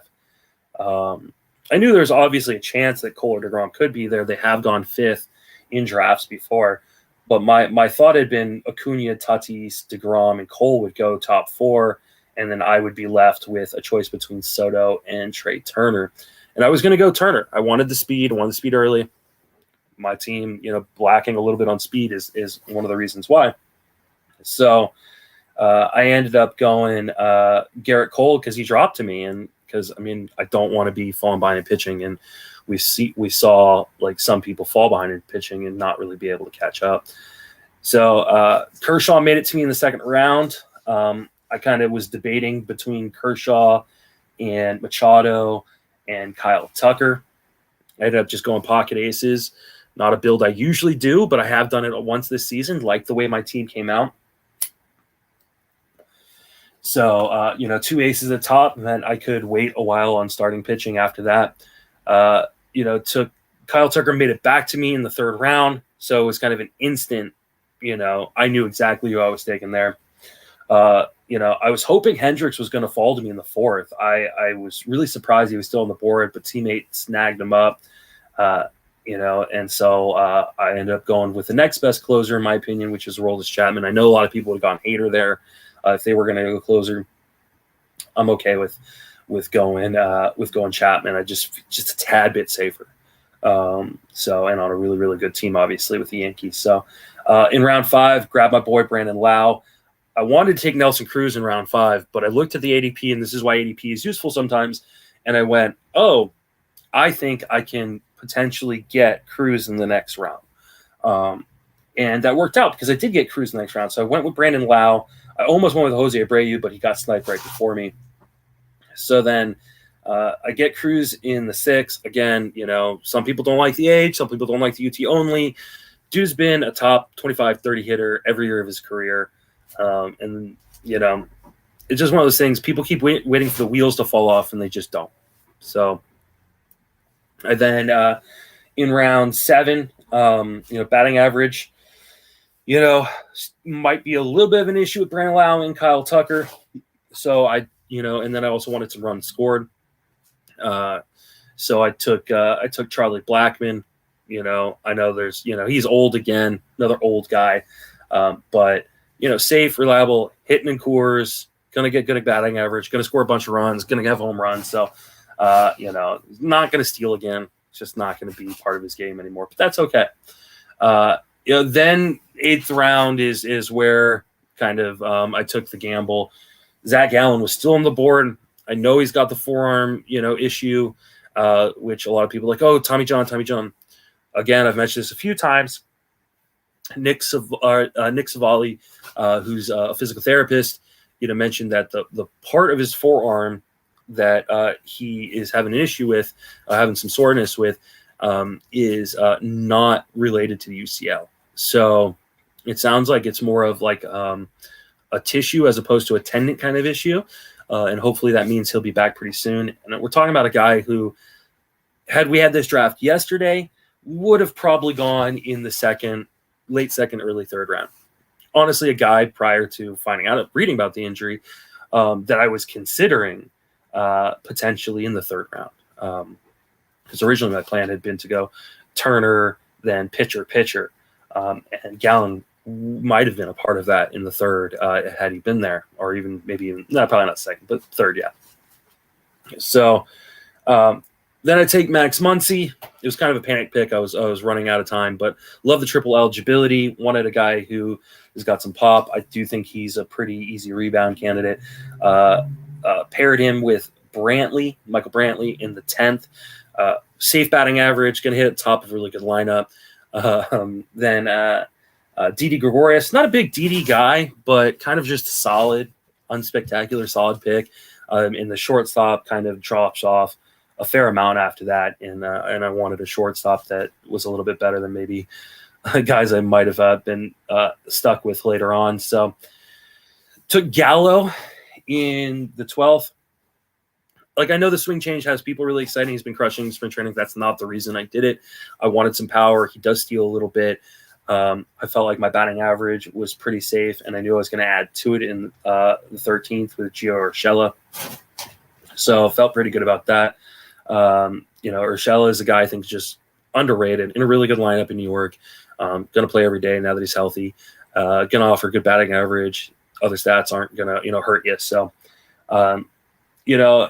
again, 14th round, another kind of panic pick. I was running out of time, didn't know who to take because I had really expected to take Margot there in the 14th round, and he went to Team 9. So put some respect on Didi's name. So I took Archie Bradley, because I was like, well, get my second closer, kind of, lock up some saves and stuff, and kind of then slid Hector Neris into my queue. Took him in round 18. We'll get to him in a sec. And then I was kind of freaking out about speed. I don't love Miles Straw. I think he's going to hit towards the bottom of that lineup. But he's going to run. Like, that's the only reason to have him. And he's going to play every day right now because, they may address center field at some point, but right now he is their center fielder, and he has, 20 to 30 stolen base potential. My team needs that. So added him. 16th round, got Ryan Yarbrough. Love that pick. super great ratios. Strikeout upside isn't huge or anything like that, but he's just a really safe bet for a team that, already has some pretty good safe bets on it in terms of pitching. And then, of course, Gallen, who's not a safe bet right now, but it could end up being a really nice pick for me later. So Willie Castro is a guy I kind of turned around on, picked him in the 17th. Hey, Jeremy. I don't know what team were you, Jeremy? You were picking 6. Okay. You sniped me quite a bit, dude. I actually screamed at you, I think, a few times. Round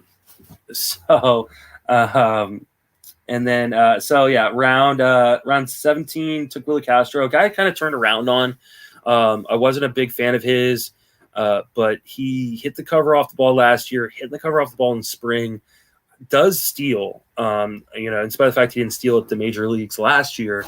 If he could just go 15-15 for me, that would be amazing, and adds the multi-positional eligibility because he's third and short for me. So I like that pick. Hector Neris took in the 18th, kind of just a backup Archie Bradley. So, that was just the thought process. Both have been really good in spring, and so I'm pretty sure one of them's getting the role. I'm just hoping they don't split it. Josh Lindblom needed another starter. Lindblom is a guy that, again, another guy I've been turned around on kind of this offseason. He was kind of perfect what I needed, some strikeout upside, good opening schedule. So that's nice too. Jonathan Scope took him in the 20th, add a little power, a little more power there. Going to hit in the middle of that Tigers lineup that I think is a little bit underrated.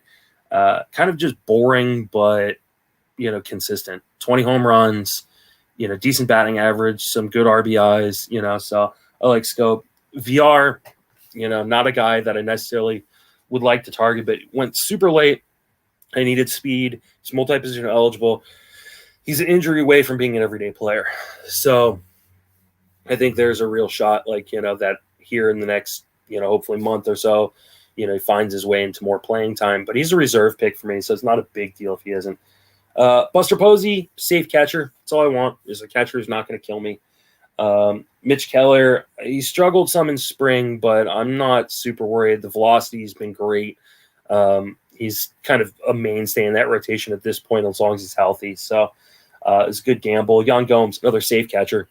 That's all it is at that point. Alec Mills, a guy who I think Paul turned me around on a little bit, and has a really nice opening schedule as well. So, he could get streamed off my roster at some point, but so far I like him. Rafael Dolis, shout out to Draft Cheat. Wasn't necessarily really even thinking about him, and he was like, hey, think about him.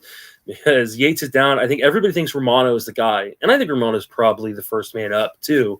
But Dolis has been really, really good, and he could easily become the guy or share the duties with Romano, and as like a potential number 3 closer. It was just a worthy gamble. Renato Nunez needed some power, needed someone who was first base eligible, so I have the ability to move Muncy off of first if something happens to another one of my guys.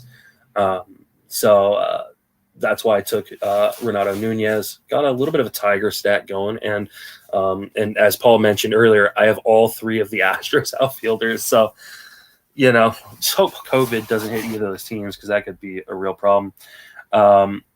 Austin Slater was a little bit of a panic pick. Was running out of time. He's been really hot in spring. I still think he's probably a platoon bat. He could easily be moved off my team here pretty quickly, but I'll take the gamble this late and hope, maybe he gets, I stream him off my team for someone else.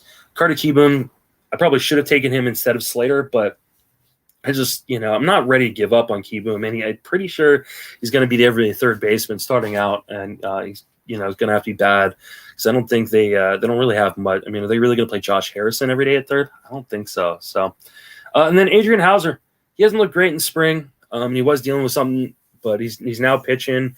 That defense behind him should help him quite a bit. And I believe, if I'm remembering right, Milwaukee's got a pretty nice early season schedule. So that kind of does it for my team. I like my team. I think it's a pretty good team. You know, there's some good competition in this league. There's people who are very, very good at playing this game in this league. So I'm hoping to compete with them, hoping to take it down. You know, if I can play somewhere in the overall two with it, more power to me. But at this point, you go for first place in your league, and then if you start competing elsewhere, then worry about that then. So hopefully everybody enjoyed this. I've got one more main event coming up a week from Wednesday, so it'll be the last draft of the draft season for I think the main event. Unless I know there was talk that there might be a Thursday morning draft. I can't imagine that one, but I'll be streaming that as well as the Beat Justin Mason League, which is coming up on Sunday, and I'm debating or not whether or not I will do the Beat Colin Weatherwax League. I think still has 6 spots, so I'm still kind of up in the air. I don't know if I want to add one more draft. I'm pretty drafted out at this point, but I love Colin. And it's a fun group drafting in that one too. So I think that one is Sunday at 9 p.m. Eastern, or Saturday at 9 p.m. Eastern. So I'm gonna have one more smoke. Yeah, I know you're in there, Fish. You being in there does not make me want to join. You're a really good player, bud. My wife just said wow, so no. I don't know what no means. So, while I finish my last smoke before I go in and feel the wrath of my wife as she's telling me to come in, I'll sign off, guys. So hopefully you all enjoyed this, and I will definitely do this again for my Beat Justin Mason league and for my next main event. So, and apparently my kids are waiting to go to bed for me. So I'm going to sign off. My wife has put myself to bed. I'm going to sign off now and go in and take care of my kids a little bit and try to make up to my wife for spending 3.5 hours talking to you guys. But thanks for tuning in. It was a lot of fun. We had a lot of people, and definitely check back in for the other ones. So again, Sunday is at 4 p.m. Eastern, and I believe the other one is like 10 p.m. Eastern for the main event on the 31st. So definitely come in. And yeah, Paul, I'm sure we'll talk about this league and our tout teams tomorrow. So. And then don't forget about Saturday at 9 p.m. Eastern. Yes, Colin.